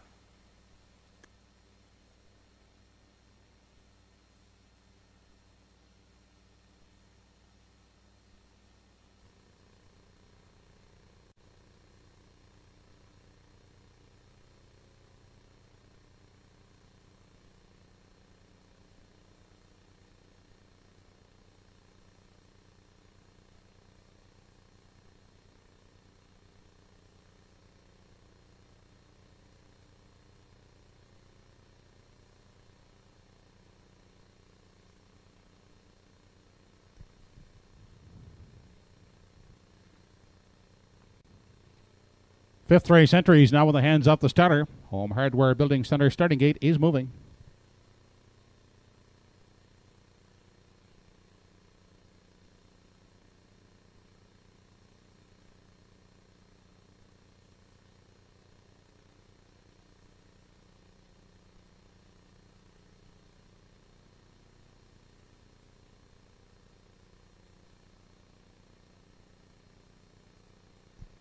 The afternoon's 5th race, Salzburg Flicka, Electric Sill, Big Engine, Arizona Bucks, Electric Express, Kidham Image, and E.R. Quinn.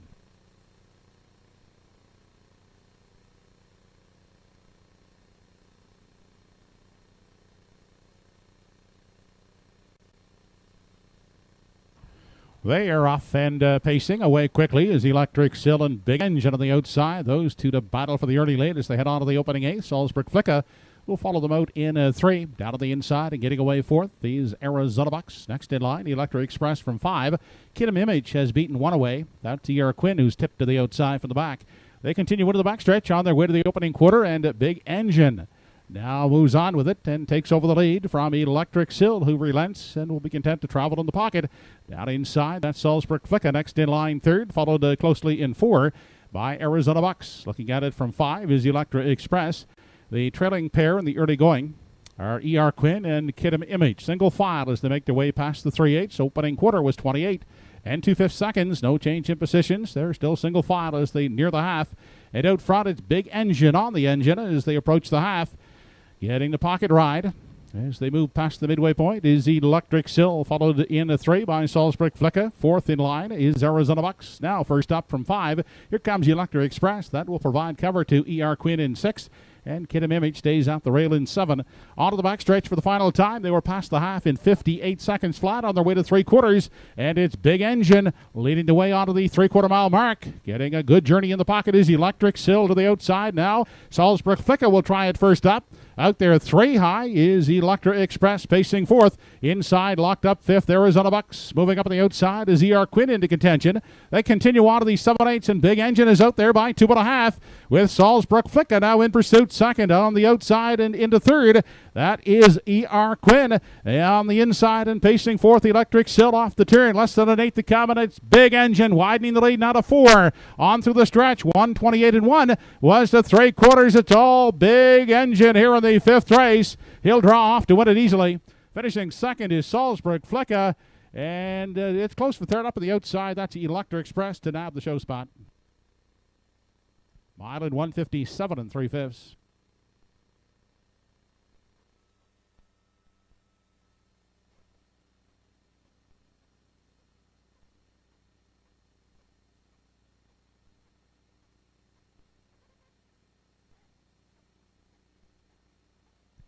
Judges have posted the inquiry sign here in the 5th race. They're looking at the racing action going to the 3/4, and it involves number 1 Salzburg Flicka and 5 Electra Express. Hold on to all tickets here in the 5th race. Inquiry underway. Number 3, Big Engine, makes front for owner-trader driver Evan Wilson just prior to the 1/4 mile. From there, it was over. Just jogging today. Big Engine was sitting on a big one after parking throughout last time out and still managing a 57 and 2 mile today. Wires up the field in 1:57 and 3 for his 12th career victory, 3rd on the season. Again, Evan Wilson just jogging with Big Engine here, winner by 5. Up for second, using that rail to her full advantage, was Salzburg Flicka. She was all alone there for the deuce, and on to take 3rd, number 5, Electra Express. Though, as track announcer Joe Kelly mentions, there is a judge's inquiry. It involves the unofficial 2nd and 3rd place finishers, 1 and 5, for action headed towards 3/4. So holding all tickets. No doubt about the winner, though. Number 3, Big Engine, will be parading back. Judge's inquiry involving 1 and 5. Action towards 3/4. Hold all tickets. You got the odd numbers showing up in the top 4 positions here. 3, 1, 5, and 7.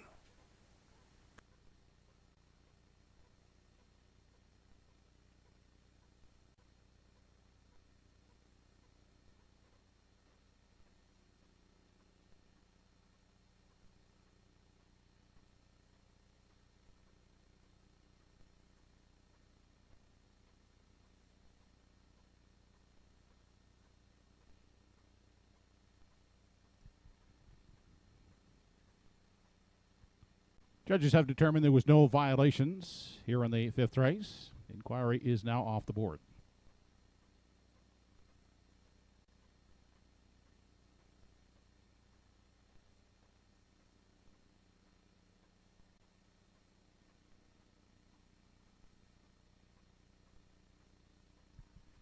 Here's the 5th race winner, number 3, Big Engine. He's a 6-year-old brown gelding by Test Flight. Out of the Dragon Again Dam, Bryn again. Owned, trained, and driven by Evan Wilson of Antigonish. Big Engine, 1:57 and 3/5.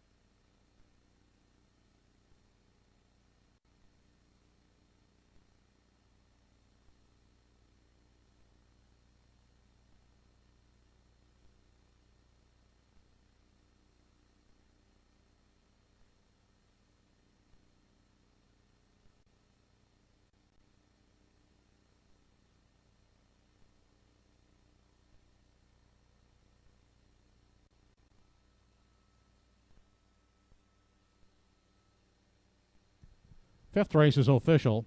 1 Salzburg Flicka was second. 2 Electric Sill 6. 3 Big Engine the winner. 4 Arizona Bucks 5th. 5 Electra Express was 3rd. 6 Kidam Image 7th. And 7 ER Quinn finished 4th. Fractions, the quarter was 28 and 2, the half 58, 3/4, 128 and 1, the mile in 157 and 3/5. Rechecking, top down 261 5374. Fifth race try 315 combination $28.40. The 3-1 exactor $17.40. Race 6 up and coming, no changes with post time in less than 7 minutes.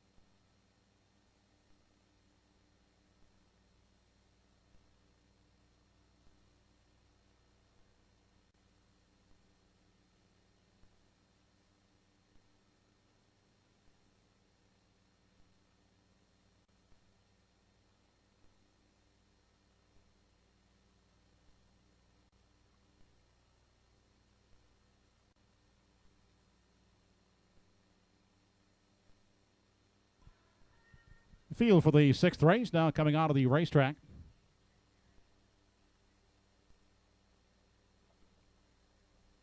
From post 1 is Fonzie Ciacciarelli, all by Ed and Ralph Harvey. Paul Angel will drive, the entry being paraded by Keith Legg.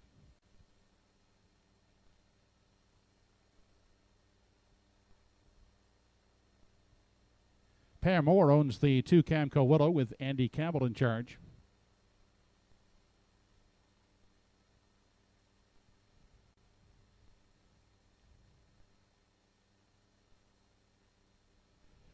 Gloria Carey, Margaret Hobson, Gail Skelhorn, and Heather Gaddy are the owners. Dave Carey will pilot from post 3, Whistling Cricket.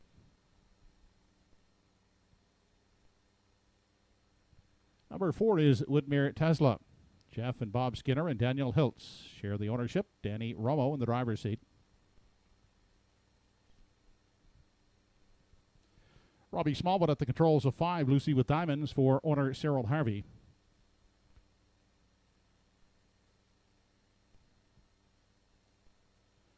Lorraine Daly, Archie Hattie, and Gordy Rudolph are the owners of number 6, Nova Scotia Beach.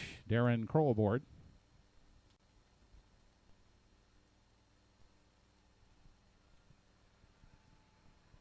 Jeff Ellis will guide number 7, Desir d'Orléans for owner Don Ellis Abbott.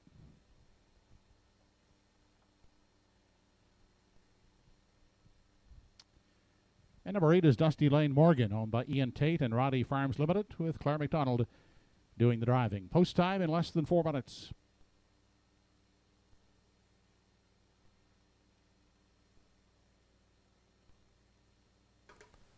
Less than 4 minutes wagering time. Race 6 coming up, leg 4 of the pick 5. And it's been kind of chalky thus far, and best of luck as we go into leg 4 of the pick 5. If you're still live going into it in this 6th race, I'm looking at the one, Fonzie Ciacciarelli. Now, Fonzie Ciacciarelli, he's never been better than he is right now. He's off that big 157-1 jog last time out. Now gets a rail to work with. It looks like he's turned a corner here for trainer Ed Harvey. And Ed, his barn, his stock has been sharp in recent weeks. Number 1, Fonzie Ciacciarelli with Paul Langeal staying on to drive. I see him forwardly placed. He parked through the quarter 29-2 from post 6 last time out. He tossed another 29-2 quarter at them. Then it was 29-1 on the final frames, both back quarters for the final half, and 58-2. He was 29-1, both panels on the end. Fonzie Ciacciarelli, never better. The son of better than Cheddar will look for a repeat.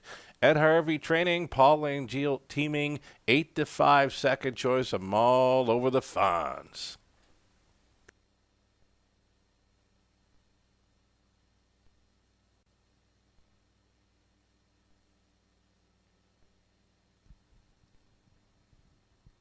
Only 3 minutes to post time. 3 minutes left to wager.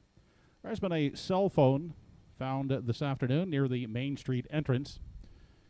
It's been turned into the race office trailer located at the east end of the grandstand. If that's your cell phone, you can pick it up at the race office trailer at the east end of the grandstand. Again, the cell phone was found near the Main Street entrance. One more to think about here in race 6 as we go 2 minutes to post. One more to think about. Number 4, Woodmere Tesla, this 3-year-old son of Steelhead Hanover. Very consistent. He's 9 for 10 in the top 3 off a pair of victories this season. He's been second best in each of his last 2. Joe O'Brien grassroots action over Charlottetown. He sat the pocket, and he was a bang-up second, 156-4 last time out. Cut the mile over Summerside over a good track and just missed in 159-4. I like him, and he's another horse that I just don't like the price. Heavy favorite action here. Number 4, Woodmere Tesla. I think the 1, Fonzie Ciacciarelli, if the Fonz horse is as good as he was last week, they're not going to beat him. I just don't see it. I'm going to stay with a 1-4 hard exactor here in race number 6 as we go a minute to post.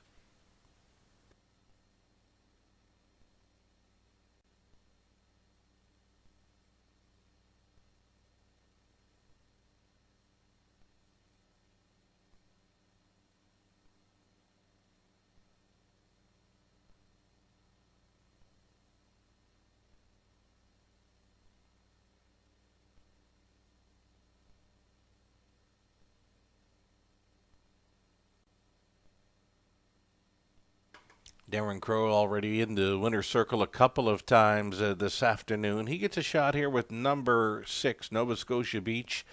Second best in his latest after a pocket ride from post 4. It was 159-1, a beaten favorite in that one. Number 6, Nova Scotia Beach. Currently the third choice in wagering as Darren Crow continues with a solid day. Again, already in the winner's circle twice as we get set for the back half of this Sunday matinee at Truro Raceway. Brought to you by Universal Media Studios out of Charlottetown, Prince Edward Island. You can watch and wager online at hbibet.com. For me, there is a bit of value in number 2, Camco Willow right now. She got very brave, went on the lead last time out, and that was a confidence-building win, 158-2. Bang up third last time out. I think she can tow along all day with these to hit the try. Number 2, Camco Willow. Andy Campbell with the driving triple here a few weeks ago. He stays on to drive, and he's getting along well with this mare. As mentioned, he sent her gate to wire 2 back in 158-2.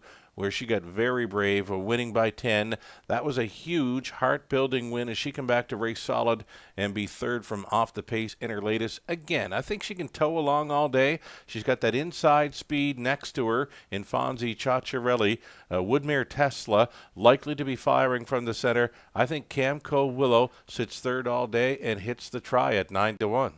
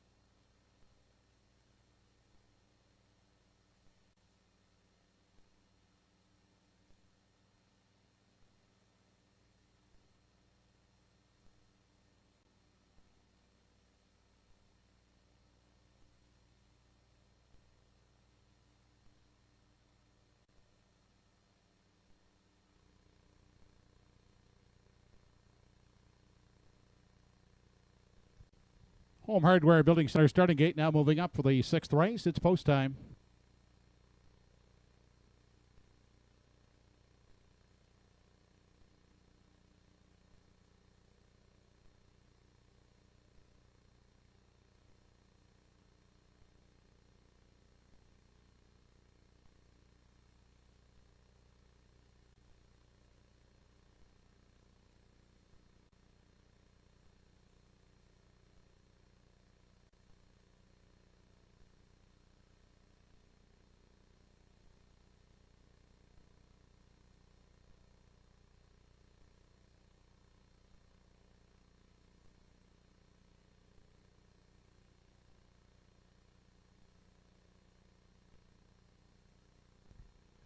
Race number 6 on the program has Fonzie Cianciarelli, Camco Willow, Whistling Cricket, Whitmere Tesla, Lucy with Diamonds, Nova Scotia Beach, Desert d'Orleans, and Dusty Lane Morgan.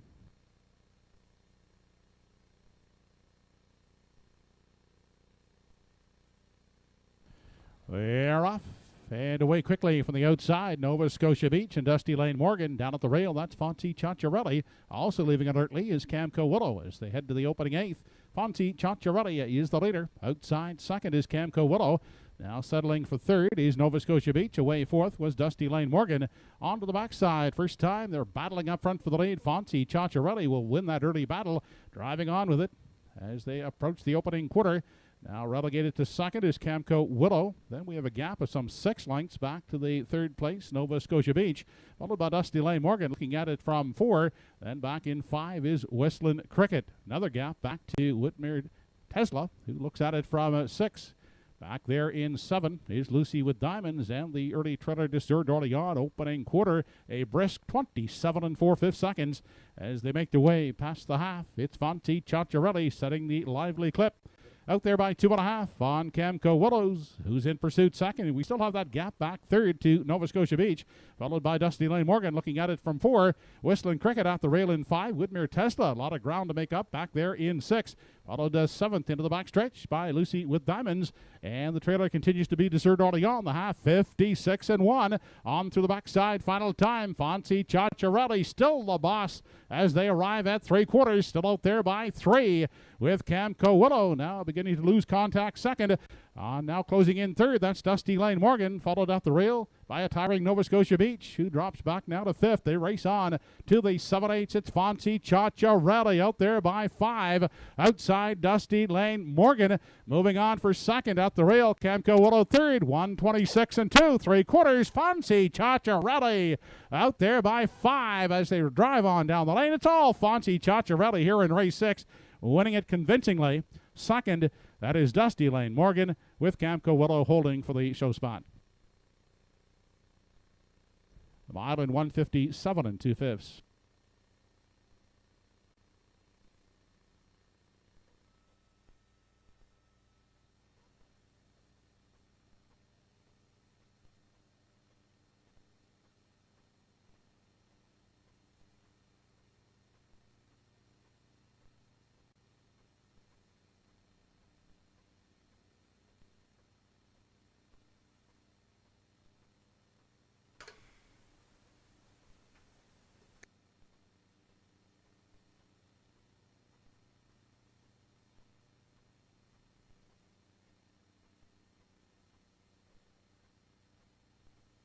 There's the slow-mo number 1, Fonzie Cianciarelli. Form is key, right? And the form on this horse is really good in recent starts. He has obviously turned the corner as he sailed through fractions 27 4, 56 1, 126 2, and a mile 157 2, just to tick off his lifetime best that he took in his latest. Paul Angeal, taking no prisoners, wanted nobody in the road with the Fonz. And he wires them up here for the Harveys, Ed and Ralph. Ed does the training. Paul Langeal on board for another victory here. Fonzie Cianciarelli, that's Langeal's second winning drive on the day. This horse took plenty of late action. He was about 8 to 5, second choice all the way through. Pound It Late. He went down to 3-5. Claire MacDonald worked out a decent journey this week with Dusty Lane Morgan for Ian Tate and Raleigh Farms of Prince Edward Island. Claire MacDonald sending Dusty Lane Morgan from the outside post, able to work out a trip up close and to take down the deuce in there. And staying on for third, number 2, Camco Willow was mentioned. She had some confidence, and I figured she'd be racing up close, stuck around for third. It's a 1-8-2-3. The Fonz is on his way back for another winner's circle photo at Truro.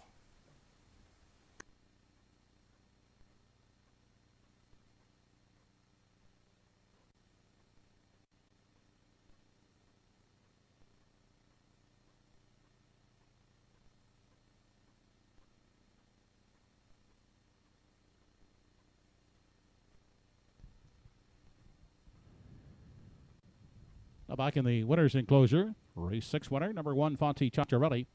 3-year-old brown gelding by Better Than Cheddar out of the Sports Writer Dam, Little Miss Sporty. Owned by Ed and Ralph Harvey, trained by Ed. That's a driving double for Paul Angel on today's program. Fonzie Ciacciarelli pacing the mile in 1:57 2/5.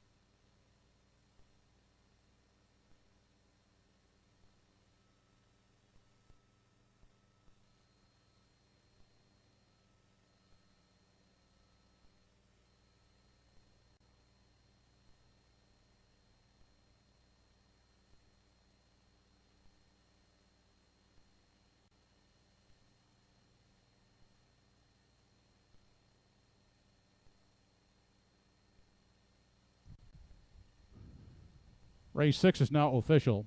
1, Fonzie Ciacciarelli was the winner. 2, Camco Willow 3rd. 3, Whistling Cricket 4th. 4, Widmer Tesla 5th. 5, Lucy with Diamond 7th. 6, Nova Scotia Beach 6. 7, Desert Orleans 8. And 8, Dusty Lane Morgan was 2nd. Quarter was 27-4. The half 56-1. 3 quarters in 1:26-2. And the mile in 1:57 2/5 for Fonzie Ciacciarelli. Top down, your card should read 134-57682. 182 try in race 6, $182.80. The 180 exactor, $56.50.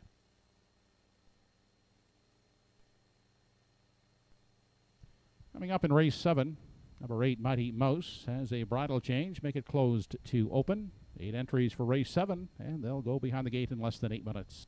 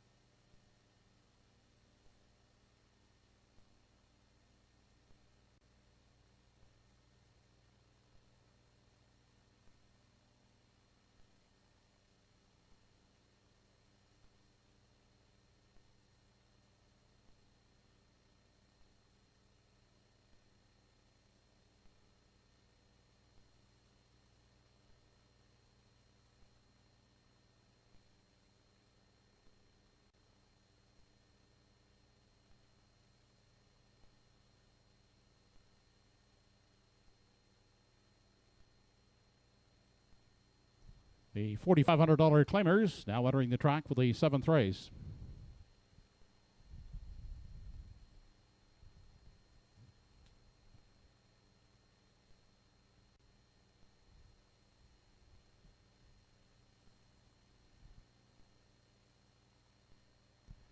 For post 1 is Don't Stand in My Way, owned by Zachary and Helen Landry, along with Chuck O'Connor. Greg Monroe drives.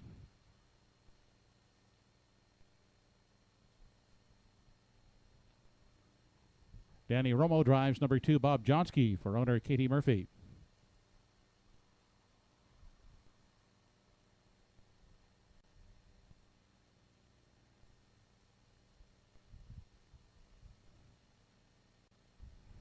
Number 3 is Junebug's Baby.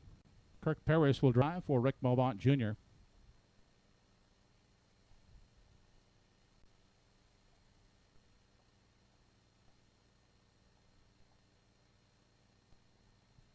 Andy Campbell is the owner, and he will drive from post 4, Prince Adam.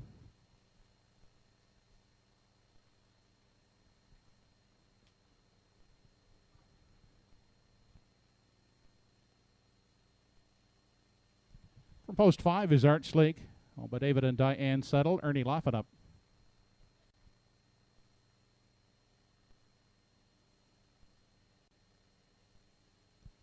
Number 6 will be delayed in post parade. It's NS Acadian, with Cheryl Harvey driving for Robbie Smallwood. There's the 7, Puddin' Pie. Paul Angel will drive for Anthony Rupshall, Diane Settle, and Wally Cameron.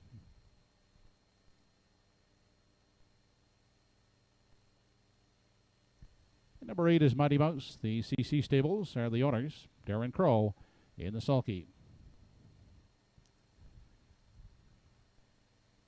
And at the back of the parade is the 6th entry NS Acadian. Post time for race 7 in less than 4 minutes.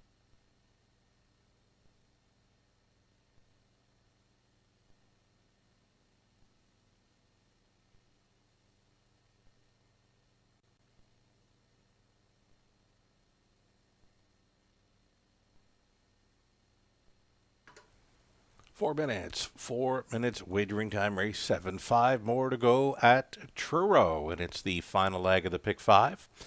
Coming up, race 7. To complete the pick 5, there are some live pays out there. The Will Pays have number 2, Bob Johnsky, coming back at about $260 for the dollar play. The 4, Prince Adam, comes back at $346 and change on the dollar ticket. 1, 3, and 7. Should any one of those horses win, coming back at over $1,000 in the dollar pick 5. And I can tell you, should the 5, 6, or 8 happen to win race number 7, there will be another huge pick 5 carryover going into next Sunday's card. If you've played along with my selections, we are 4 for 4 in top selections throughout this pick 5. Those selections have been available on my Twitter feed at Sugared Oil all day long. So if you played along, best of luck to you going into this 5th and final leg, the pick 5 up next. My top selection here, I'll stick to it. Number 2, Bob Johnsky. He does find an easier spot today after pacing a 58-2 mile last week. He's still winless in 2021. This could be the spot for number 2, Bob Johnsky, with driver Danny Romo on board. Romo yet to hit the winner's circle this afternoon, but he gets a good shot with number 2, Bob Johnsky, who's drawing inside. He had post 2 starts back, where he finished 4th best to 159-3. But to me, this just seems to be an easier spot.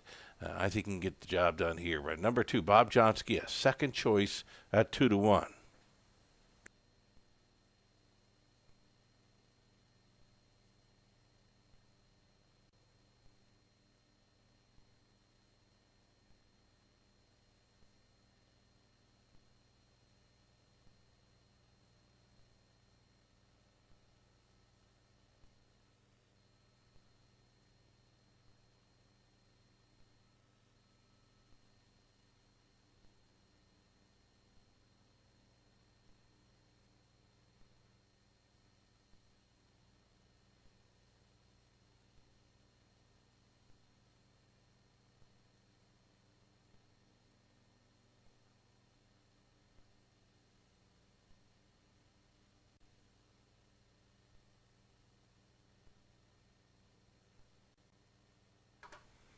Moments away now from race number 7. The current favorite, you're looking at him. It's number 4, Prince Adam, 13-year-old son of real artist. Got off to Schneid 2 back when he circled up out of the backfield to win. Check out the half of the program lines. It was 56-1 that day, where he sat well off the pace and circled up late to win in 159-1. Now here's something that happens in harness racing quite a bit. That was an upset victory for Prince Adam there on August 21st at Truro. He was almost 14-1. He come back. His next time out in the public really got behind him. He was only paying $2.90 to win. That's right, $2.90 on a win ticket, but he only finished second. You see it so much. Horses step up and win at an upset price, and then they come back, and when they're bet off the board, they rarely step up and win. Today, he's a favorite again at 3-2. Prince Adam, I like him, don't like the price, do like him for a top 2 play. Use him in the exactor, number 2, Prince Adam, 3-2 fave currently. Andy Campbell stays on to drive.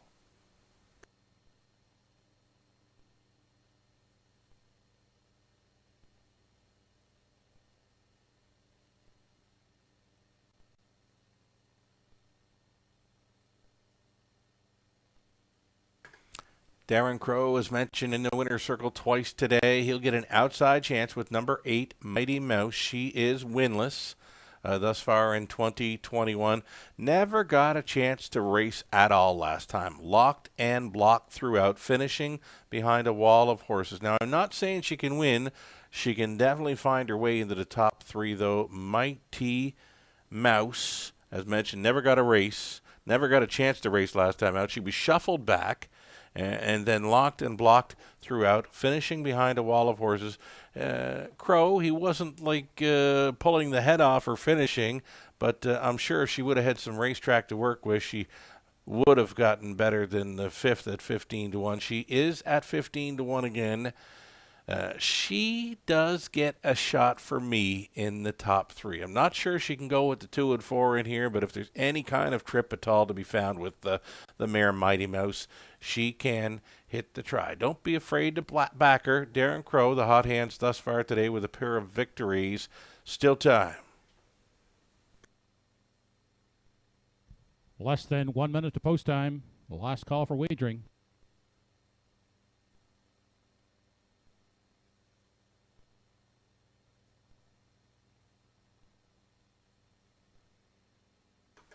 Co-favorites are the 2 and 4, and as mentioned, number 2, Bob Johnsky, the favorite to complete this week's edition of the Pick 5 play.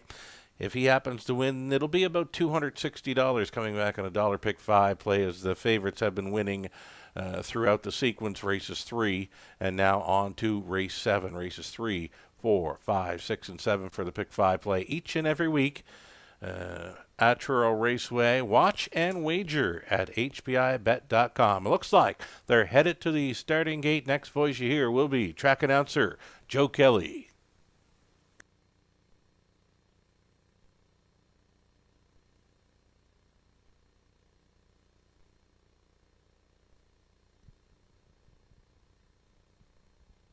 Feel for race 7, moving in behind the Home Hardware Building Center starting gate. It's post time.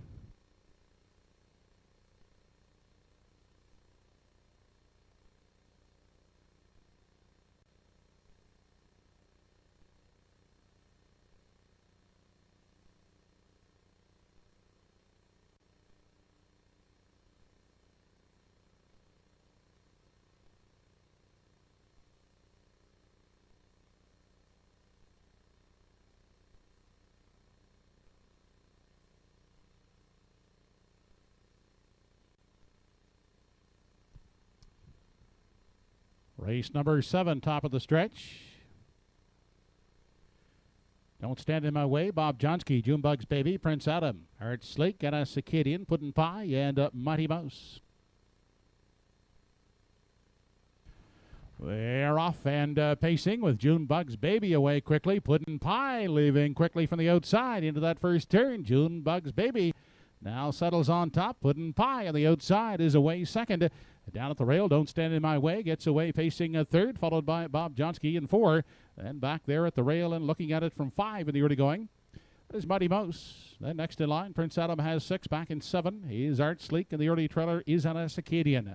They arrive at the opening quarter, and out front to set the early tempo, that's Junebug's Baby on the lead, with Puddin' Pie tucked in the pocket second, tied up third. He's Don't Stand in My Way, followed closely by Bob Johnsky fourth, campaigning the rail in 5, that's Mighty Mouse. Then looking at it from 6, Prince Adam. Then back there in 7 is Art Sleek, and at the back of the field is Anna Acadian, 28 and 3. Was the opening panel on through the stretch. Still no change in positions. They're still single file as they near the half, and they're all in pursuit of Junebug's Baby, who arrives there on a length and a quarter lead. Over the pocket sitting Puddin' Pie. Then at the rail, that is Don't Stand in My Way third. Staying inside is Bob Johnsky fourth. The first over attacker. Here comes Prince Adam leading the outer tier as they race to the backside for the final time. And it's still Junebug's Baby unchallenged up front. Puddin' Pie content to stay in the pocket. Now to the outside third. That is Don't Stand in My Way. Inside, Bob Johnsky looks for room fourth. Outside, gap to the cover in 5. That is Prince Adam, the half a minute, 1/5. They arrive at 3/4. Junebug's Baby, a 3/4 length lead. Outside, Don't Stand in My Way. Braving it uncovered second. In the pocket, Puddin' Pie will await the passing lane third. Inside, Bob Johnsky is trapped fourth. Outside, still gap in that cover in 5. Is Prince Adam, an 8th left to come. 1:30 and 4. One's the 3/4. Junebug's Baby asked for more, and opening up now by 2 as they turn down the lane for the final time is Junebug's Baby. He's the one to catch. Still out there by 2. Inside Puddin' Pie. Junebug's Baby. Gate to wire winner second. That is Puddin' Pie, and finishing third, Don't Stand in My Way. Mile in 2 minutes, 4/5.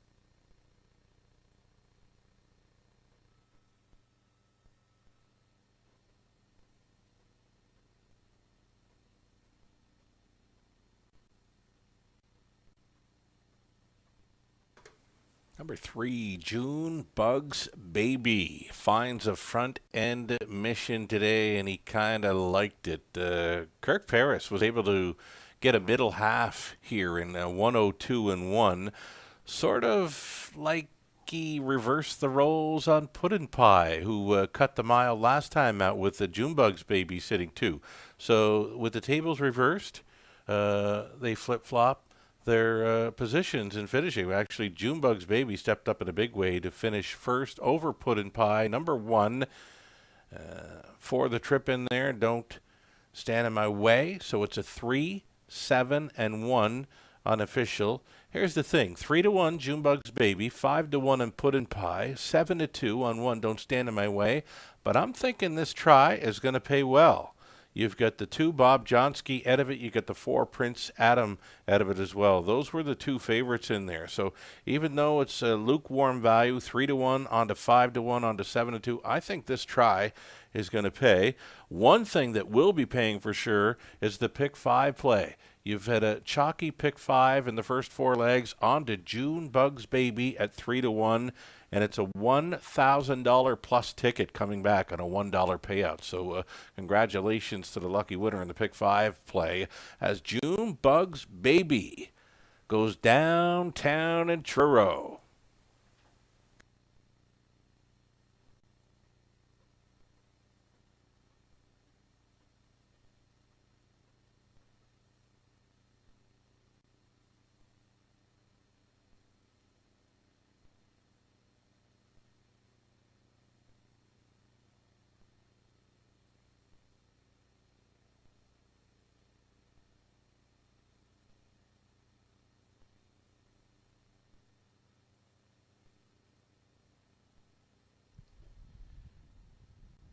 Back in the winner's enclosure, the 7th race winner, number 3, Junebug's Baby, 12-year-old brown gelding by Western Paradise. Out of the On the Road Again dam, Carroll's Junebug.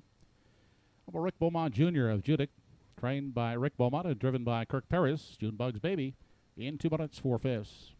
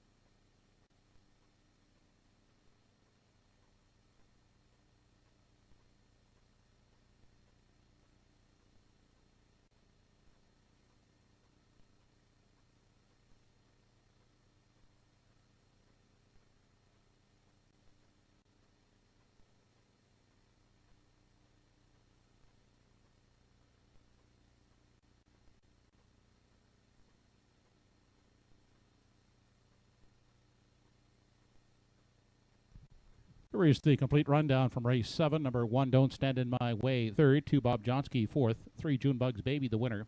4, Prince Adam, 6. 5, Arts Leak was 7th. 6, NS Acadian, 8. 7, Puddin' Pie was 2nd. 8, Mighty Mouse finished 5th. Fractions were 28 and 3, a minute 1/5, 1:30 and 4 in the mile, 2 minutes 4/5. Top down, your card is 3-4-1, 6-7-8, 2-5. 7th race triactor, $1 combination of 3-7-1, returned $439.50. The $1 3-7 exactor, $103.55. And in the pick 5, 5 out of 5, a $1 ticket paid $520.45. Race 8 up and coming. No changes to report in the 8th race with post time in less than 7 minutes.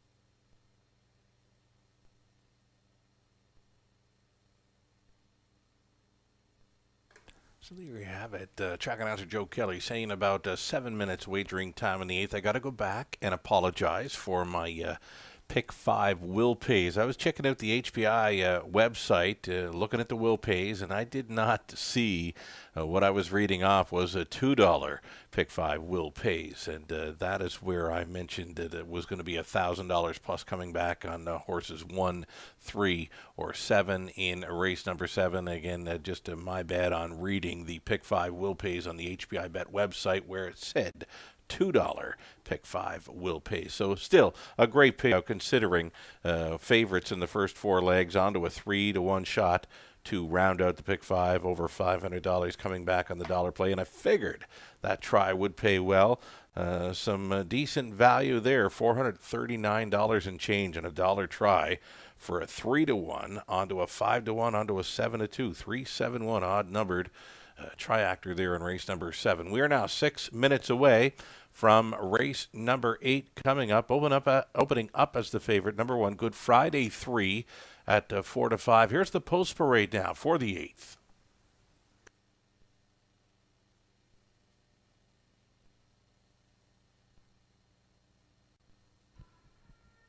Eighth race entries now on parade. From post 1 is Good Friday 3, owned by Debbie Ellis with Jeff Ellis up.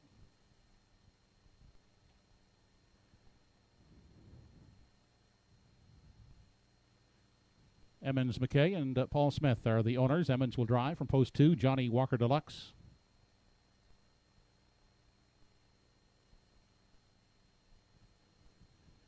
Kenny Parker has the drive on 3, You Bet 'Em a Good One, owned by Patricia McLean, Jeff Lilly, and Blair McLaughlin.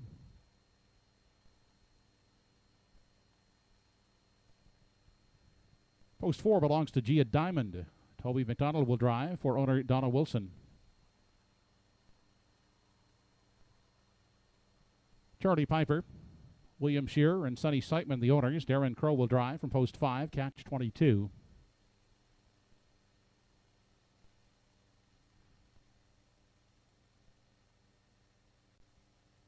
The Pollies, Doug Jr. and Sr.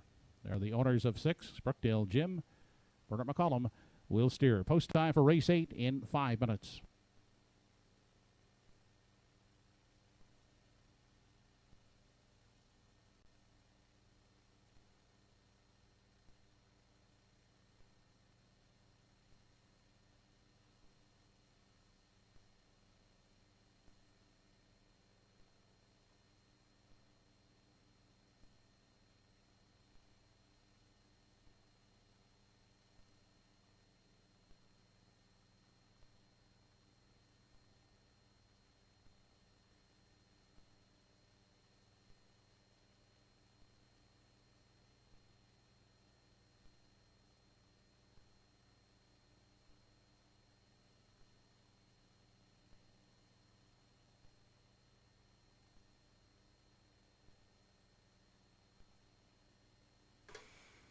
Getting a look at my top selections here in race 8. We went to the 1, Good Friday 3. We'll give him another shot. This 9-year-old free-legged son of Mach 3.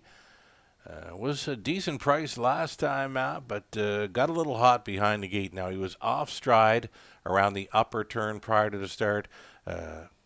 Driver Jeff Ellis, he got him back pacing, but again, near the fair start pole, Rolled off stride again, just very hot behind the gate. He may have to time it this time out with the one Good Friday 3. I'm not sure how Jeff Ellis will manage him behind the starting gate, but again, he was just way too hot last time out to be managed. If he can get away cleanly and can make front, he will be very tough to take down. Even when he did get back down pacing, he was making another move at the quarter mile, rolled off again last time out. Good Friday 3 was just unmanageable last week. 6-5, looking for better management this time out. Jeff Ellis on board the one. Good Friday 3. Again, he's got to get away cleanly, and he likely needs the front end mission to get the job done. I'll give him one more shot here at 6-5.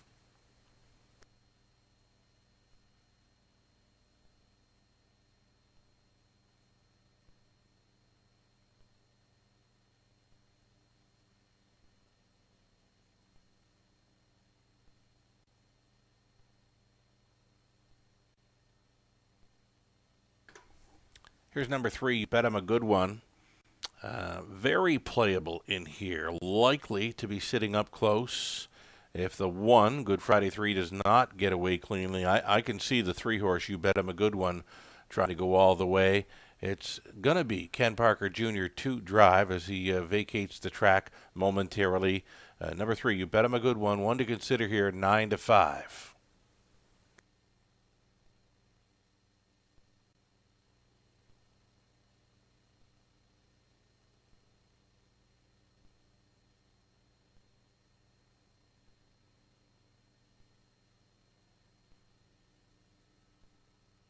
There is 3. You bet him a good one. Right, we had the wrong one pegged there. Ernie Laffin had left the racetrack with one that was warming up prior to race number 8. But this is You Bet Him a Good One. Ken Parker Jr. on board for the drive. I like him to be on or near the lead here. You bet him a good one. That early speed factor will come into play, I'm sure. Good Friday 3. Should that one not get away cleanly from the rail, there's no speed from the 2, no early speed that is from the 2, Johnny Walker Deluxe. So You Bet Him a Good One. Likely to be sitting first or second as they go to the quarter mile here. 2-1, second choice with Ken Parker Jr. on board for trainer George Renison. Shout out to Patricia McLean, Jeff Lilly, Blair McLaughlin, all co-owners of You Bet I'm a Good One. A daughter of Image of Dawn, definitely playable here at 2-1.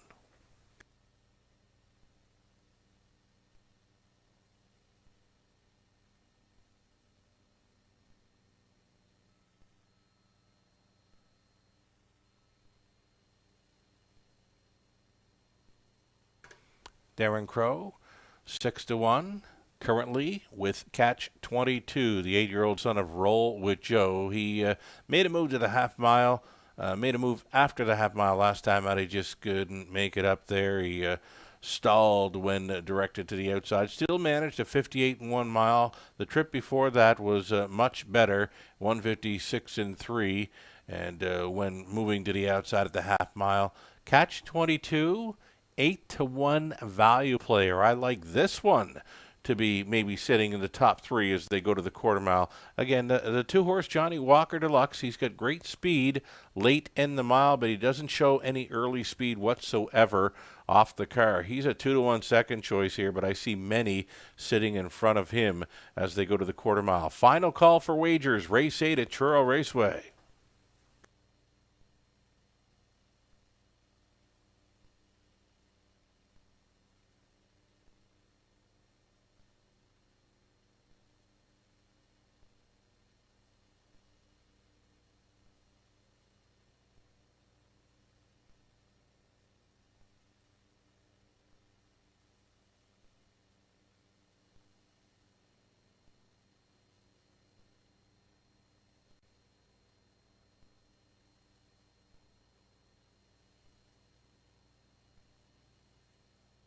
Less than 1 minute to post time.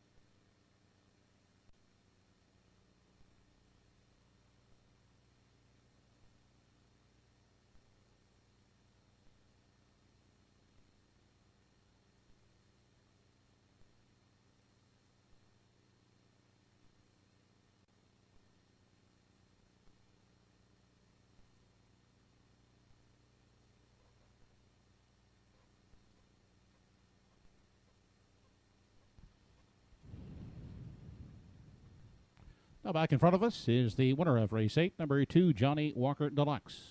5-year-old brown gelding by Better Than Cheddar.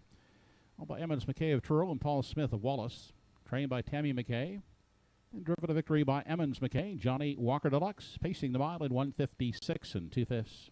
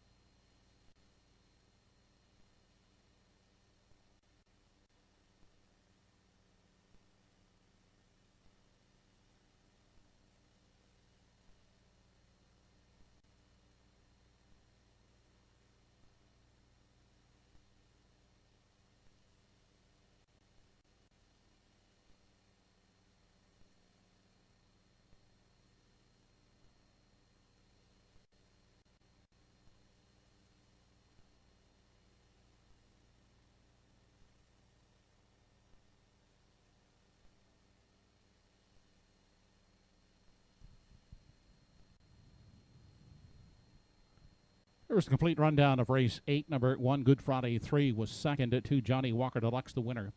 3, You Bet 'Em a Good One, 5th. 4, Gia Diamond, 4th. 5, Catch 22 was 3rd, and 6, Brookdale Jim, 6th. The quarter was 27-4, the half 56-4, 3/4 in 1:26-2, and the mile in 1:56 2/5. From the top, 2:15.436. 8th race try, 2:15, return 63.20. The 2-1 exactor, 21.10. No changes to report in the 9th race, with post time in only 8 minutes.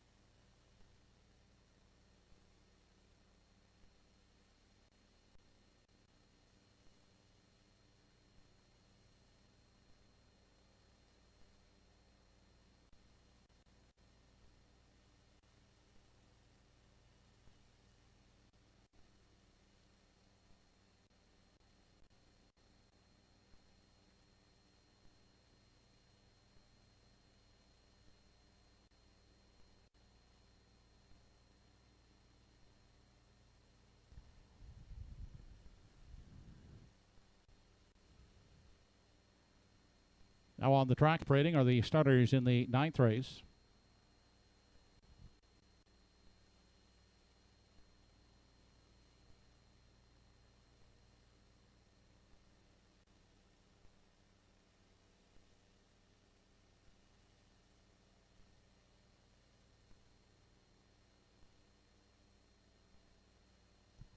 From post 1 is Tobin's Native, by Charlie Piper, Sonny Seitman, and William Shearer. Darren Crow has the lines.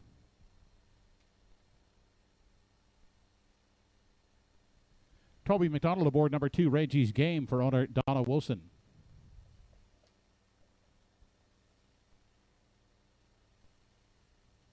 Number 3 is The Rest of the Story, owned by Michelle Patrigan, Ernie Laughin' Up. Paul Angel aboard Black Electra from post 4. She's owned by the Won't Back Down stable.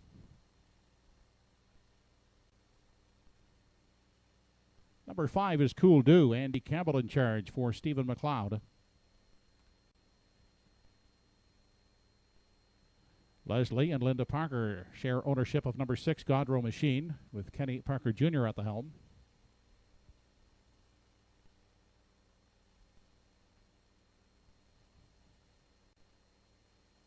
And completing the field is number 7, Go With It, owned by Gordy McCabe. Bernard McCollum will drive. Only 5 minutes to 9th race post.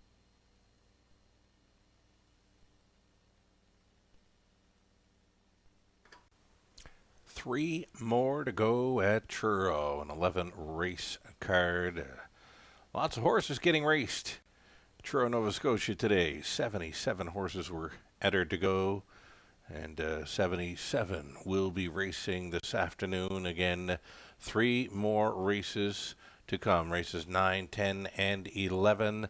Opening up as a heavy favorite here, my selection, Insider Insights, and the program selections, that being the morning line man, selecting number 1, Tobin's Native here on top.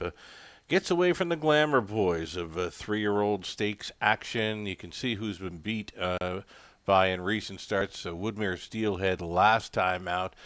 Dusty Lane Goliath beat him over at Charlottetown. Even shows getting beaten by Mappo's Lion there at Truro.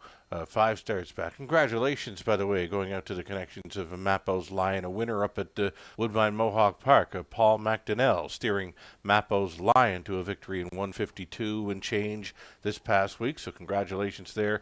Tobin's Native, class relief, plus a rail advantage. I'm thinking he will likely build some confidence in a big way here. Top call. This 3-year-old son of a Stonebridge Terror. I see Darren Crow driving for the triple in this one with heavy favorite Tobin's Native off the rail.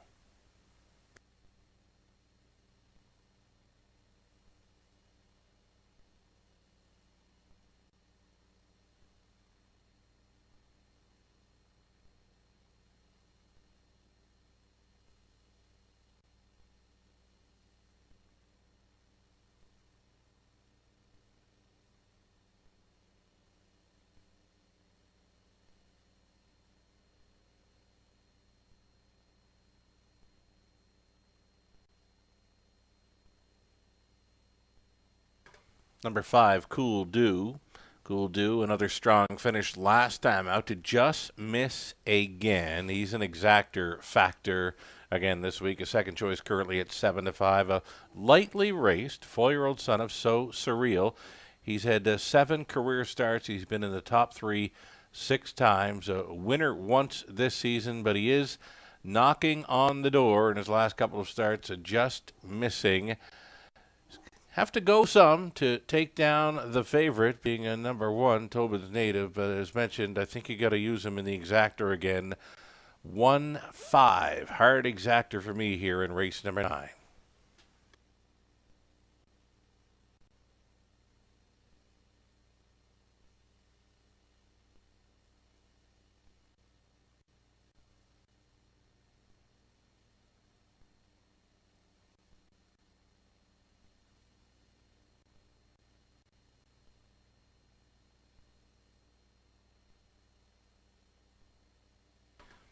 Here's number 2, Reggie's Game. Back in the Maritimes after trying Grand River Raceway in Ontario through the month of August. He went up there to join the Ron MacDonald barn. Gate-to-wire winner at first, asking for his life best 157-4 victory. Brett MacDonald was on board for that. And then it got much tougher his next couple of outings, and that had him packing his bags and returning to Truro Raceway to go under the care of Toby MacDonald. Toby driving for owner Donna Wilson. Number 2, Reggie's Game. I like the price at 15-1. I like his chances for a top 3 play, though he has missed a few weeks of racing, last starting August 20th. That could factor into this. Reggie's Game with that inside post. I'll give him a shot for 3rd.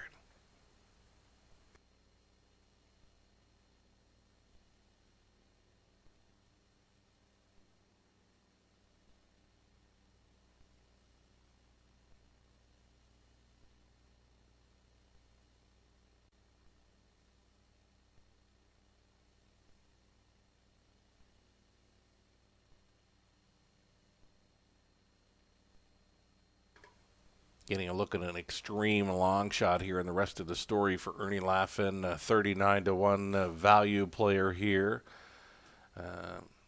I see it being a chalky exactor, the 1-5. You could probably hit the all button here for the try. 1-5 with all for the try if you're going to go for that. We've got a top class event coming up in race number 10. Great looking field with the likes of Batter Up Hanover, Mando Fun, Ashes to Diamonds, our newest track record holder for age pacing mares at Truro Raceway. She's back in to go at a post 4 in race number 10. Also included there, American Risk for the Risky Biz Group. I know Aiden would love to be over there at Truro. He's going to be watching from Summerside, Prince Edward Island.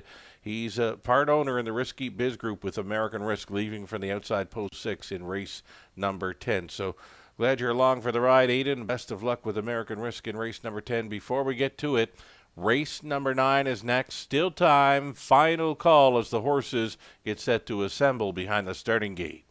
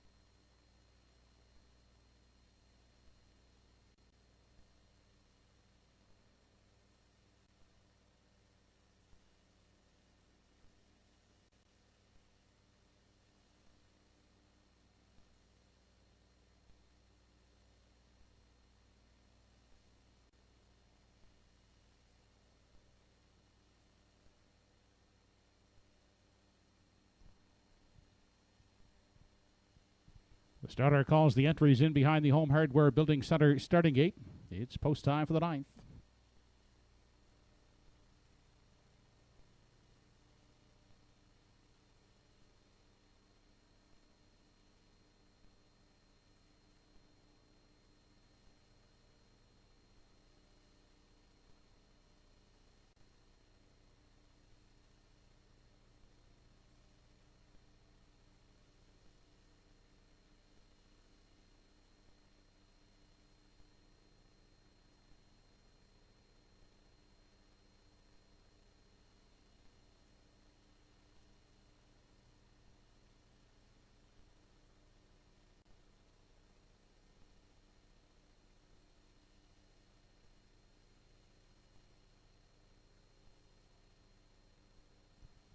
The afternoon's 9th race, top of the stretch, has Tobin's Native, Reggie's Game, the rest of the story, Black Electra, Cool Do, Godrow Machine, and Go With It.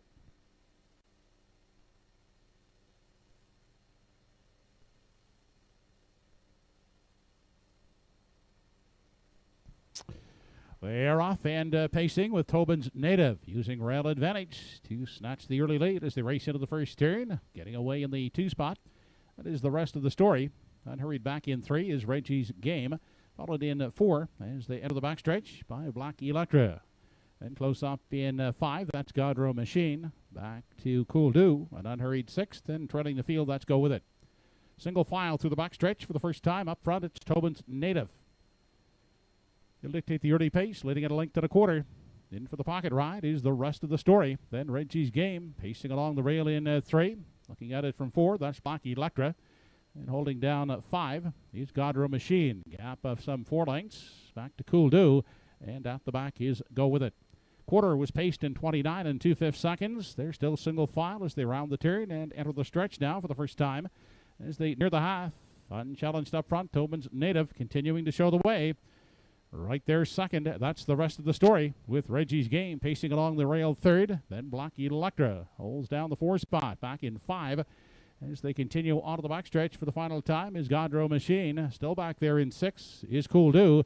And the trailer is Go With It. Still no change. Then they're still single file as they race into the backstretch for the final time. 59 and 1/5 second was the half. Tobin's Native looking strong out front is out there by 2. with the rest of the story in pursuit second. Reggie's Game trying to stay with them third. Then Black Electra is pacing out the rail in 4. Cool Do now gaining ground on the outside, is coming uncovered into 5 as they race to the 7/8. 128 and 2 was the 3/4. Tobin's Native. The rest of the story, they continue to sit 1-2 with less than an 8 to come.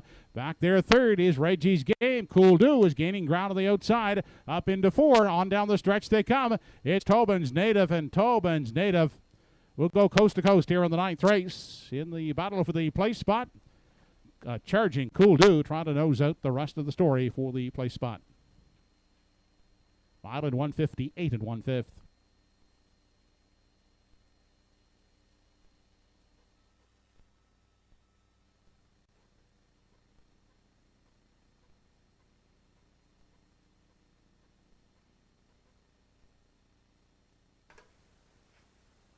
A very, very easy win here for number 1.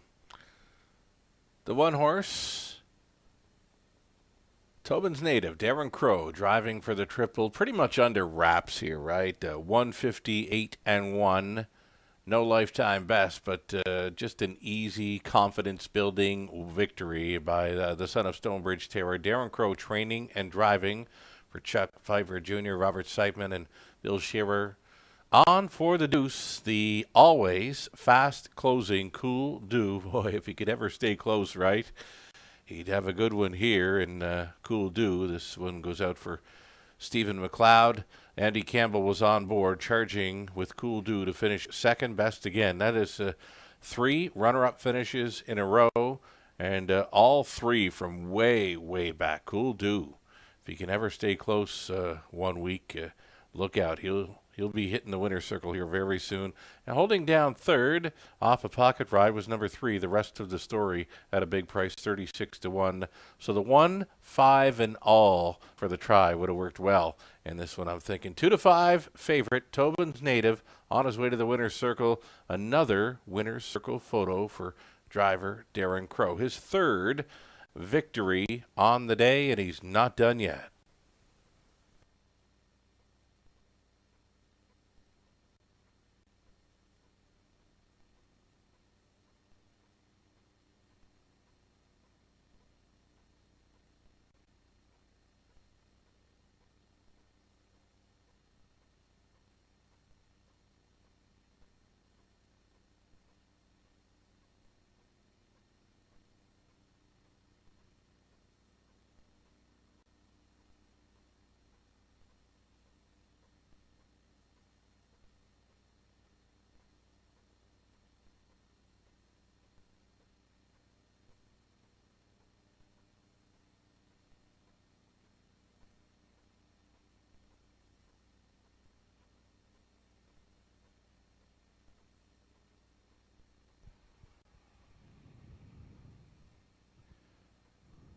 Fighting back is the 9th race winner, number 1, Tobin's Native.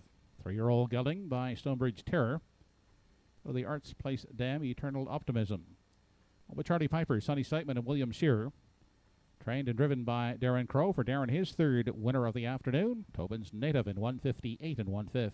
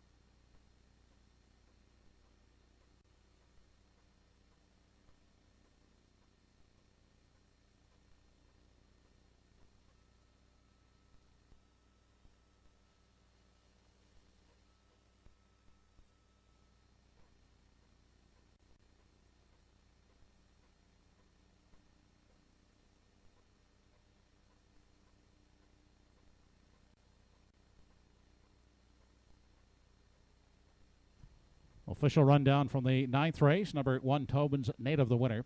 2, Reggie's Game, 4th. 3, The Rest of the Story, 3rd. 4, Bach Electra, 5th. 5, Cool Do, 2nd. 6, Godrow Machine, 6th. And 7, Go With It, was 7th. Fractions were 29 and 2, 59 and 1, 128 and 2 in the mile, and 158 and 1/5 for Tobin's Native. Your program from the top down should read 143 5267. 153 try in the 9th race, $18.20. The 1-5 exactor, $5.20.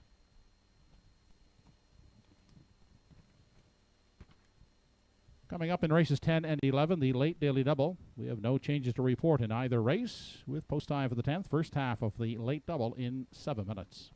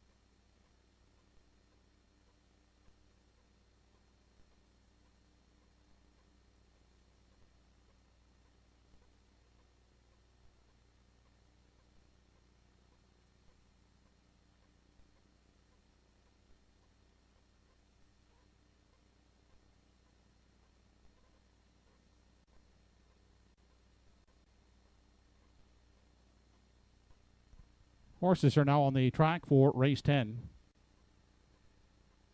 Here's the field. Number 1 is Batter Up Hanover. Obediah Francis, Roseanne Langell, and Doug Lauthers. Paul Langell aboard.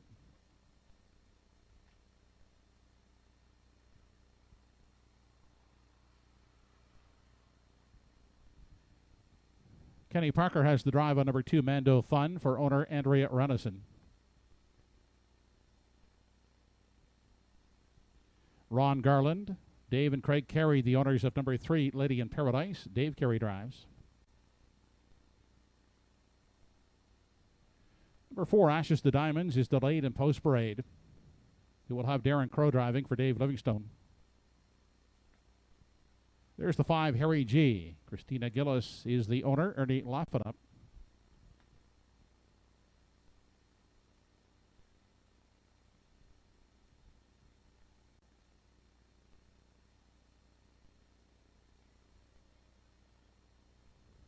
Rounding out the field is number 6, American Risk, owned by Risky Biz Group. Andy Campbell is in tow. Post time for the 10th race in 5 minutes.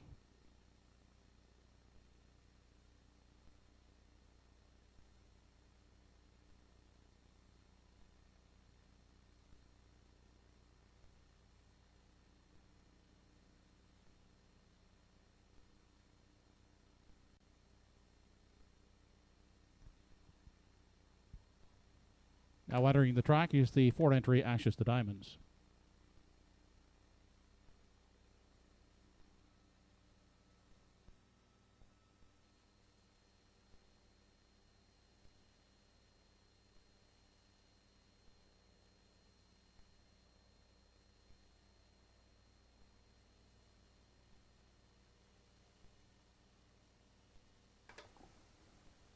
Top class pacer set to go postward here soon for race number 10. It's a daily double exactor try wagering feature. Number 1 is Batter Up Hanover. My top selection, I'll stick to it here.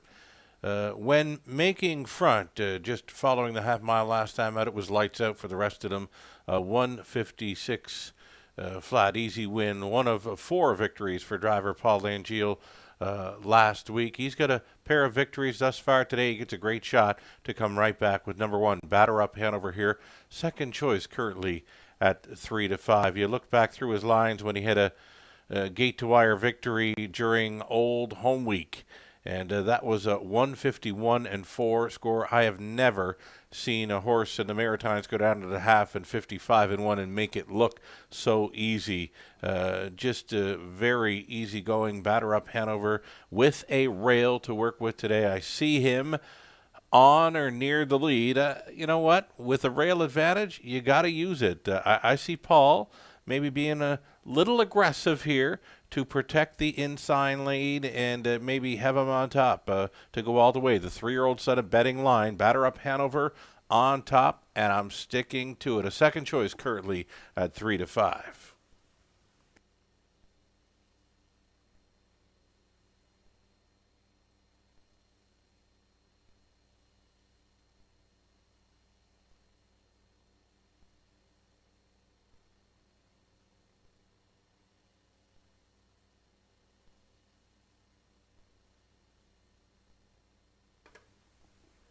Here's my top selection. Number 4, Ashes to Diamonds, as Darren Crow tries for win number 4 in the driver's seat today. Ashes to Diamonds, she's your newest track record holder at Truro Raceway. She's now the aged pacing mare track record holder for that dead heat victory with American Risk last time out, 154-2. She did all the work. She got paid. She was gutsy throughout. You can see the program lines where they battled through the final quarter of a mile. She's leading by a nose at 3/4, leading by a nose, turning for home, and they could not separate Ashes to Diamonds nor American Risk at the finish line. A 54-2 track record for age pacing mares in her latest. Number 4, Ashes to Diamonds will be on or near the lead. Darren Crow will be leaving hard from the center with this 4-year-old daughter of Better Than Cheddar. Can she beat the boys?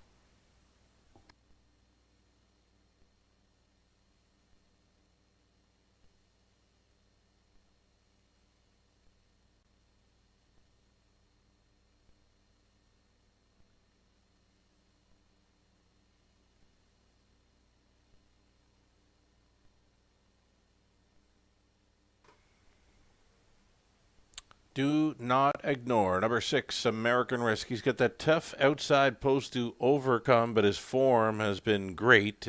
He's a must-play again. I've got a few friends that are a part of the Risky Biz group out of Truro, Nova Scotia. They've been traveling over from Summerside to Prince Edward Island to watch American Risk race in person. They couldn't make it over today, but Jeff and Aiden are alongside watching American Risk as he tries for his 5th win from his last 6 outings. Great form coming in. It's the outside post to overcome. He's the 2-5 favorite currently, with Andy Campbell staying on for trainer George Redison, the Risky Biz group. Best of luck to the connections here. He's always in the hunt. 11 for 13, top 3 finishes, including 5 victories and a 153-4 score over Charlottetown. American Risk, current fave and still time.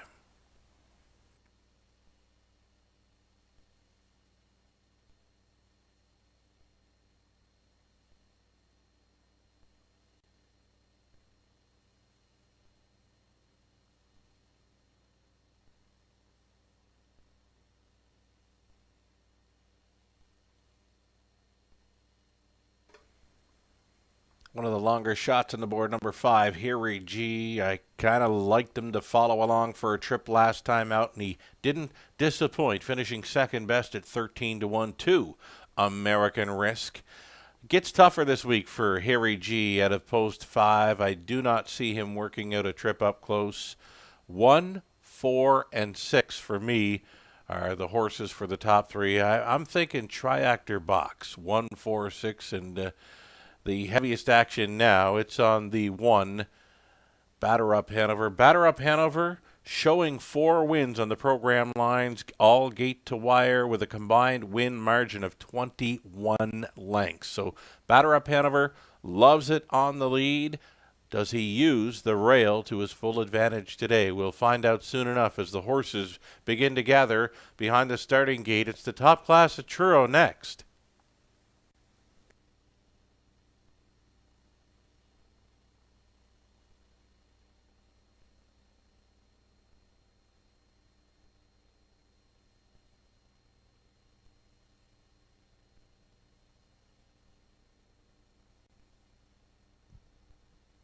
Starters in the 10th race now lining up behind the Home Hardware Building Center starting gate. It's post time.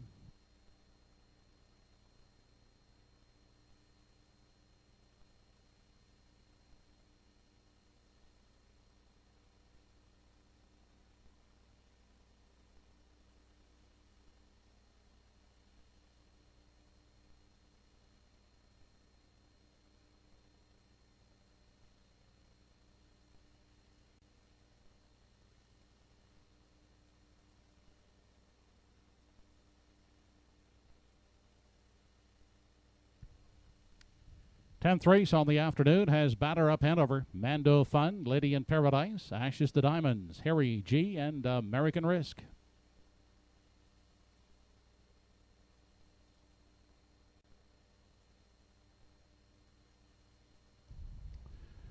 They're off and pacing at the rail. Batter Up Hanover is away alertly. Ashes to Diamonds down the center of the track, and for the outside, American Risk. Into the first turn, Batter Up Hanover, emerging with the early lead. Ashes to Diamonds will find a seat in the pocket second, away third. That's Lady in Paradise. American Risk gets caught on the limb fourth. Inside, racing in 5 is Harry G, and gapping out at the back of the field, that's Mando Fun. They make their way on past the opening quarter, and out front, it's Batter Up Hanover, out there by 2. Racing along second is Ashes to Diamonds.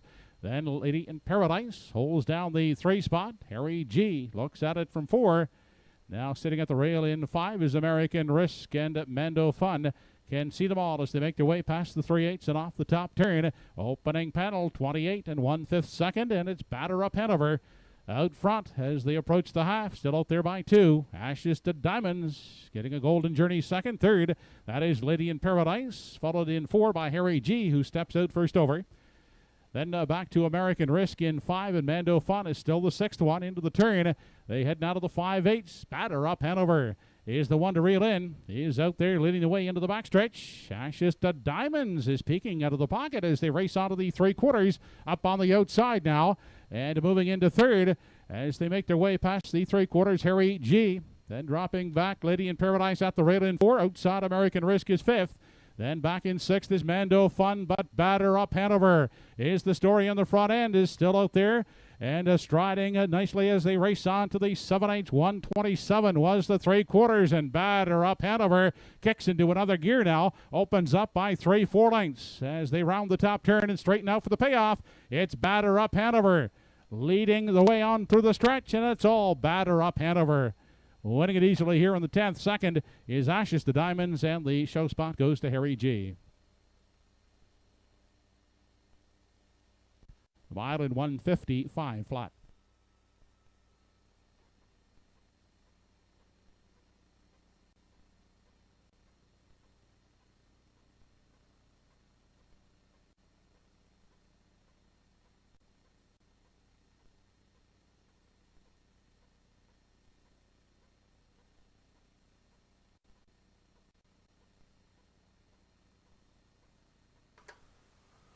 Here's the one, Batter Up Hanover. You know, when you're sitting behind one of the best, if not the best, and you've got the rail to work with, you have to use it.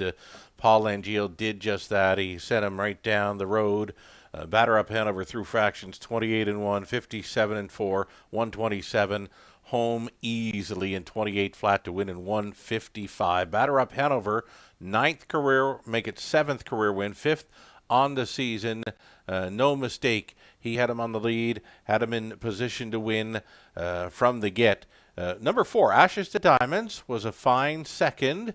The mare, the new track record holder for age pacing mares, rode along for the 2-hole ride, and she was able to hold on to second. Surprising me for third was number 5, Harry G.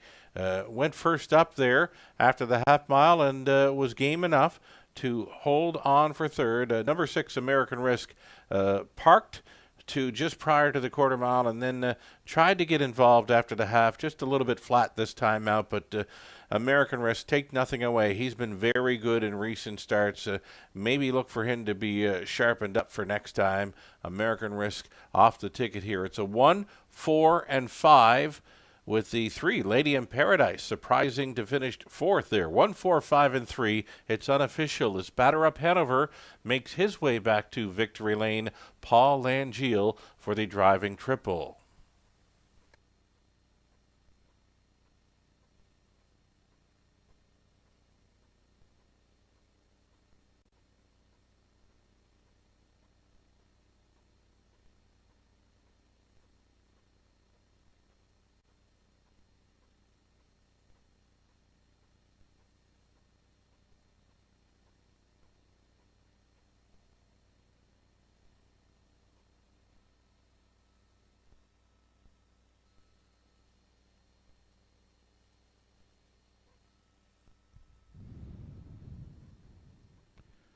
Back in the winner's enclosure, the 10th race winner, number 1, Batter Up Hanover. 3-year-old Bay Gelding by betting line out of the Sun Beach Somewhere Dam, Beach Bunny Hanover. Abedevi Francis, Roseanne Langell, and Doug Lowthers, trained and driven by Paul Langell. For Paul, that's winning drive number 3 of the afternoon. Batter Up Hanover, pacing the mile in 1:55 flat.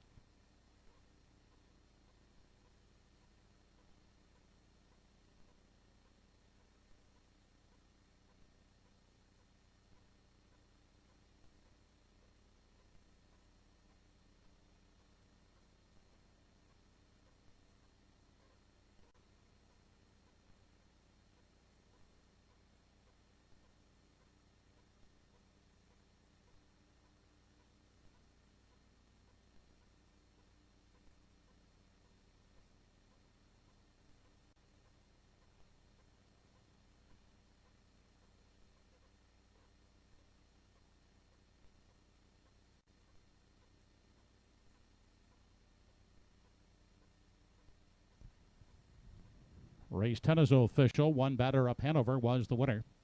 2, Mando Fun 6th. 3, Lady in Paradise 4th. 4, Ashes to Diamonds 2nd. 5, Harry G 3rd. 6, American Risk 5th.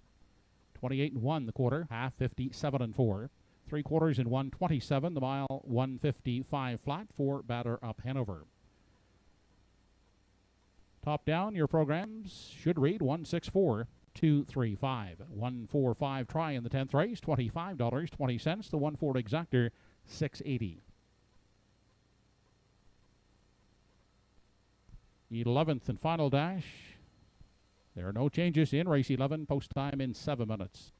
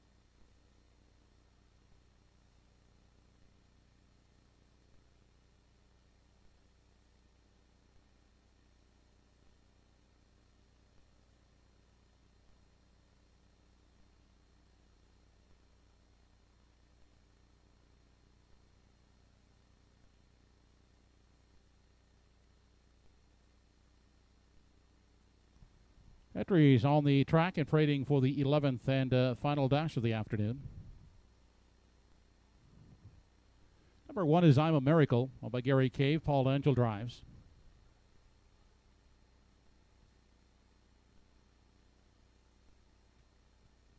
Number 2 is Woodmere Leah. Darren Crow will drive for owners Kenneth and Susan Lawlers.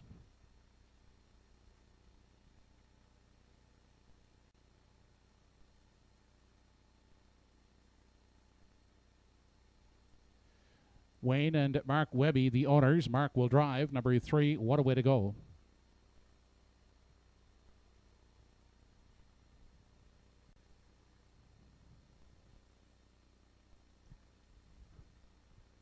Four is His Boy Elroy by Doug Polly and Gordon McComb. Bernard McCollum up.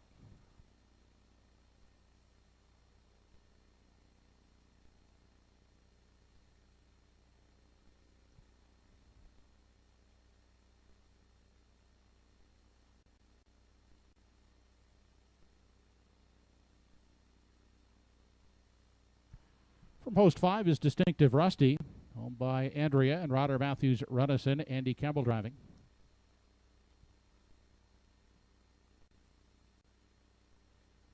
The 6 is Silent Rescue. Ernie Laffin aboard for Orly Beaumont.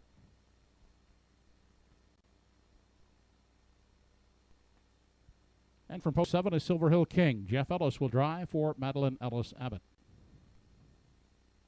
Post time for race 11 in less than 4 minutes.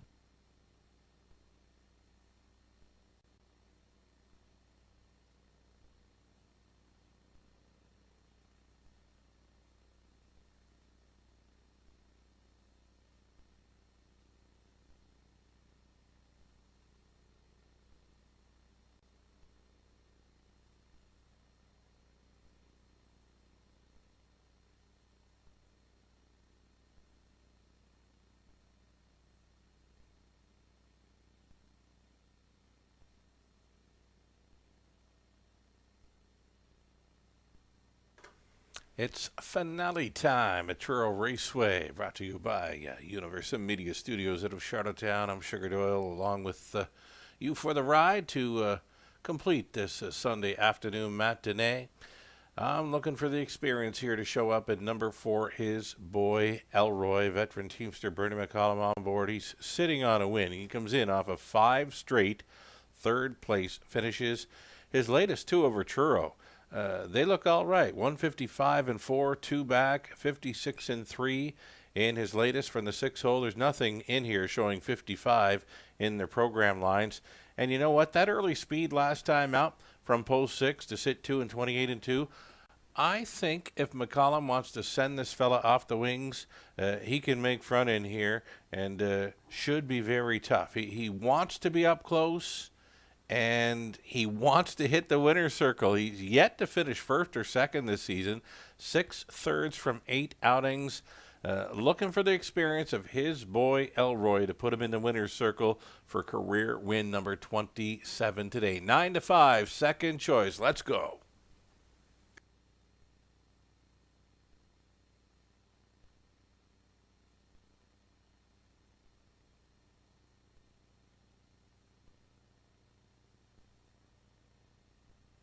Less than 2 minutes to post time.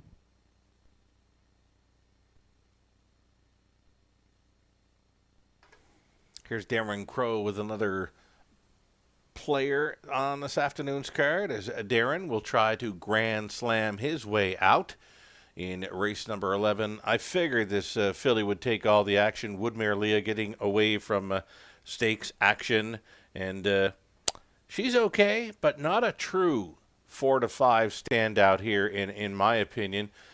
She does have a few victories in her program lines, a pair of wins down at Truro where she was on or near the lead. I just don't see her having a whole lot of gate speed with this crew. These are older, seasoned horses, and here she is coming out of stakes action, a 3-year-old filly up against plenty of veteran pacers here. So I just don't see it happening for this filly.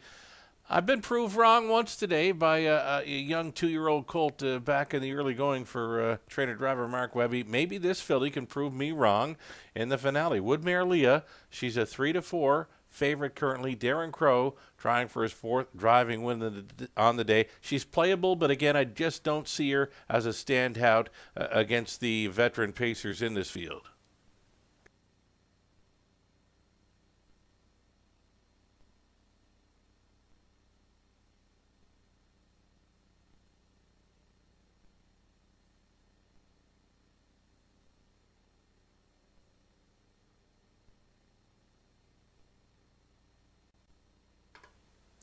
Here's Paul Langio with maybe another live play on the day as he's hit the winner's circle 3 times. He'll try to grand slam his way out of this card. Number 1, I'm a Miracle, a 5-year-old daughter of Westward Hanover. Gets a much improved post today, and now it's her 3rd start back off a rest. We're going to expect better. We're going to expect her to use the rail advantage. She definitely likes it on or near the lead. She's been in the winner's circle once this season at Truro, 157. That was back in late April.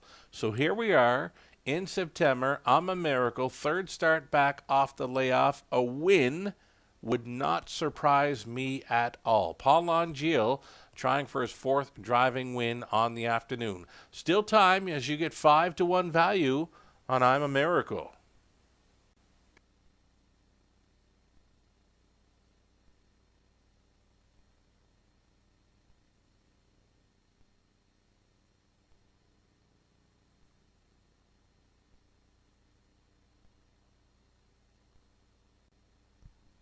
Less than 1 minute to post time. Final call to wager.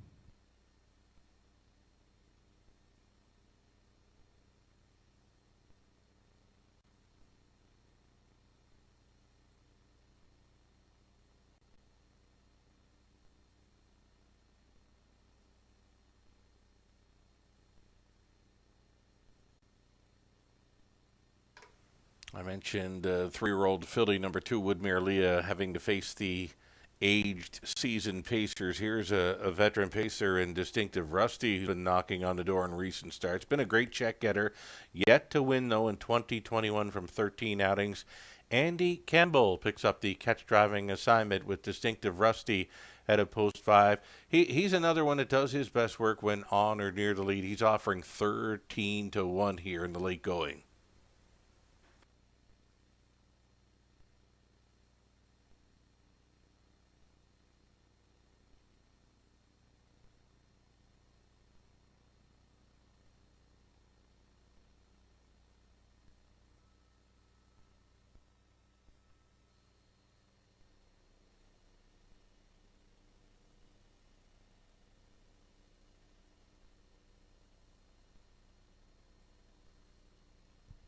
Home Hardware Building Center starting it on the move for race 11. It's post time.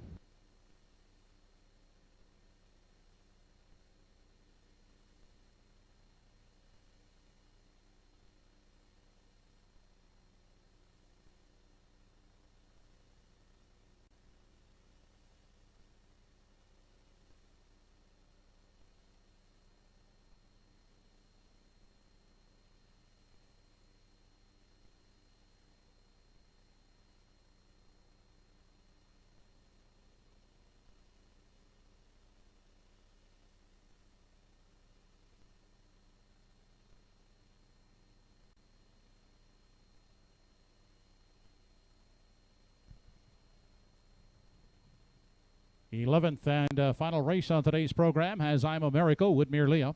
What a way to go. His boy Elroy, Distinctive Rusty, Solid Rescue, and Silver Hill King.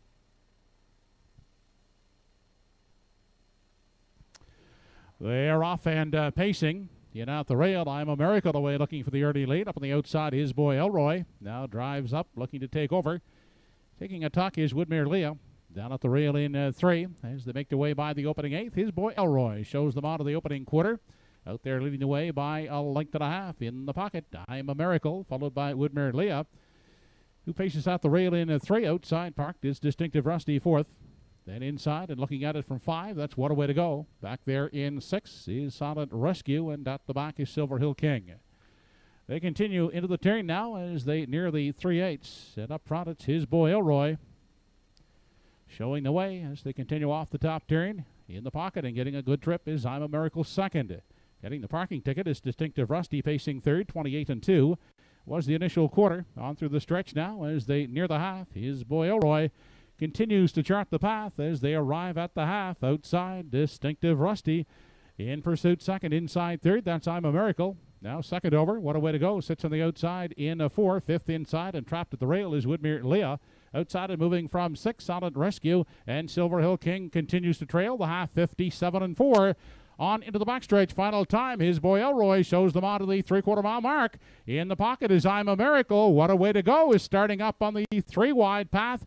Is now driving up to give chase second as they arrive at 3/4. It's still his boy Elroy in control. What a way to go. 3 wide second. Then 2 wide and racing third, Distinctive Rusty. Down at the rail is I'm a Miracle, who's enjoying that good journey in the pocket, but will need racing room as they continue on past the 7/8, 127 and 3/5 was at 3/4. It's still his boy Elroy with the lead. Distinctive Rusty on the outside second. I'm a Miracle at the rail third. What a way to go, coming wide fourth. His boy Elroy clings to the lead. Distinctive Rusty on the outside. His boy Elroy, Distinctive Rusty digging in at the line. It's tight. Distinctive Rusty may have put his nose in front of his boy Elroy. We'll have to wait for the pitch here. 158 2/5.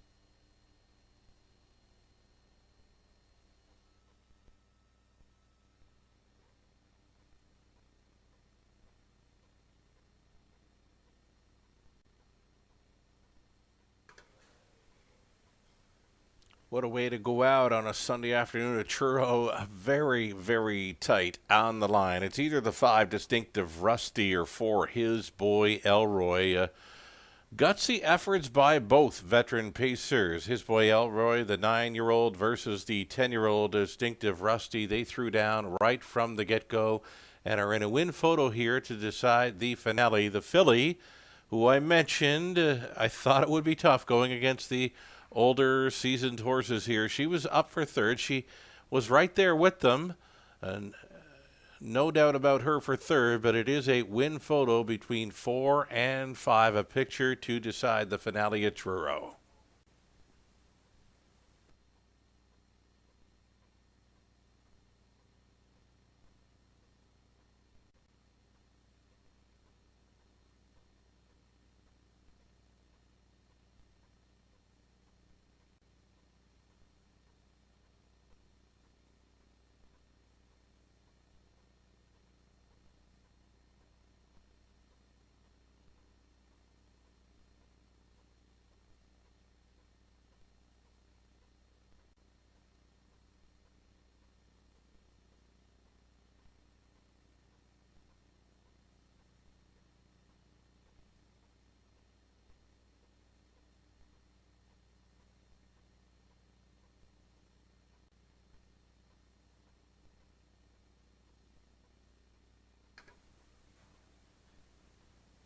It appears the win photo is going to go to 5, Distinctive Rusty, who's on his way back for a winner's circle photo. 5, 4, 2, and 3. It's unofficial. What a gutsy winning effort. His first of 2021. Distinctive Rusty went first up all the way. Hey, how about Andy Campbell getting the catch driving assignment? First time Andy Campbell, possibly on Distinctive Rusty. Put that in the memory bank for the Truro Cards going forward. He got along fine with Distinctive Rusty. His 42nd career victory, getting off the schneid here for his first victory in 2021. He did it the ultra impressive hard way in the finale. He's on his way back for a winner's circle photo at Truro.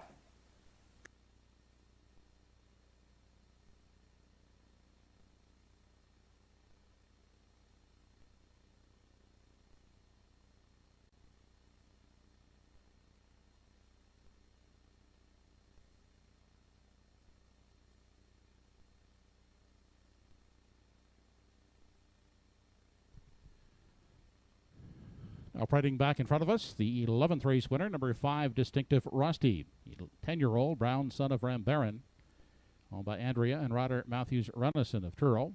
Trained by George Runnison, catch driven to victory this afternoon by Andy Campbell. Distinctive Rusty in 158 2/5.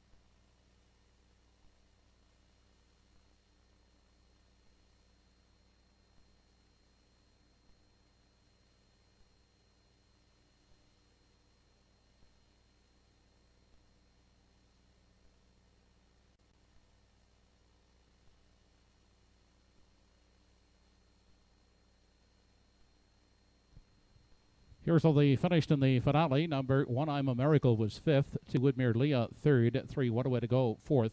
4, His Boy Elroy, 2nd. 5, Distinctive Rusty, the winner.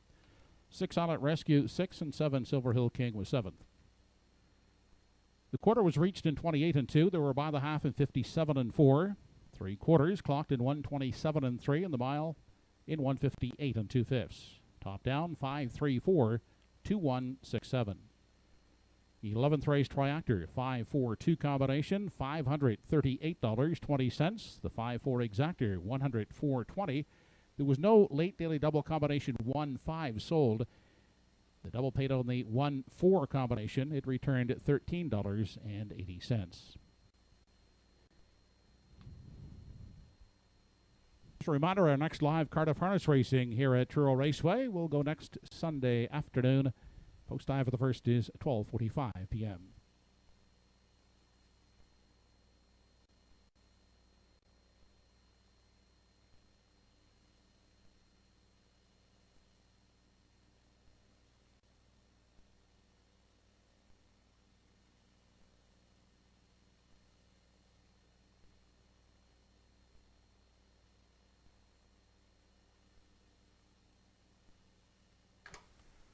So there you have it, folks. 11 races in and done in just over 3 hours. Truro Raceway, brought to you by Universal Media Studios based out of Charlottetown.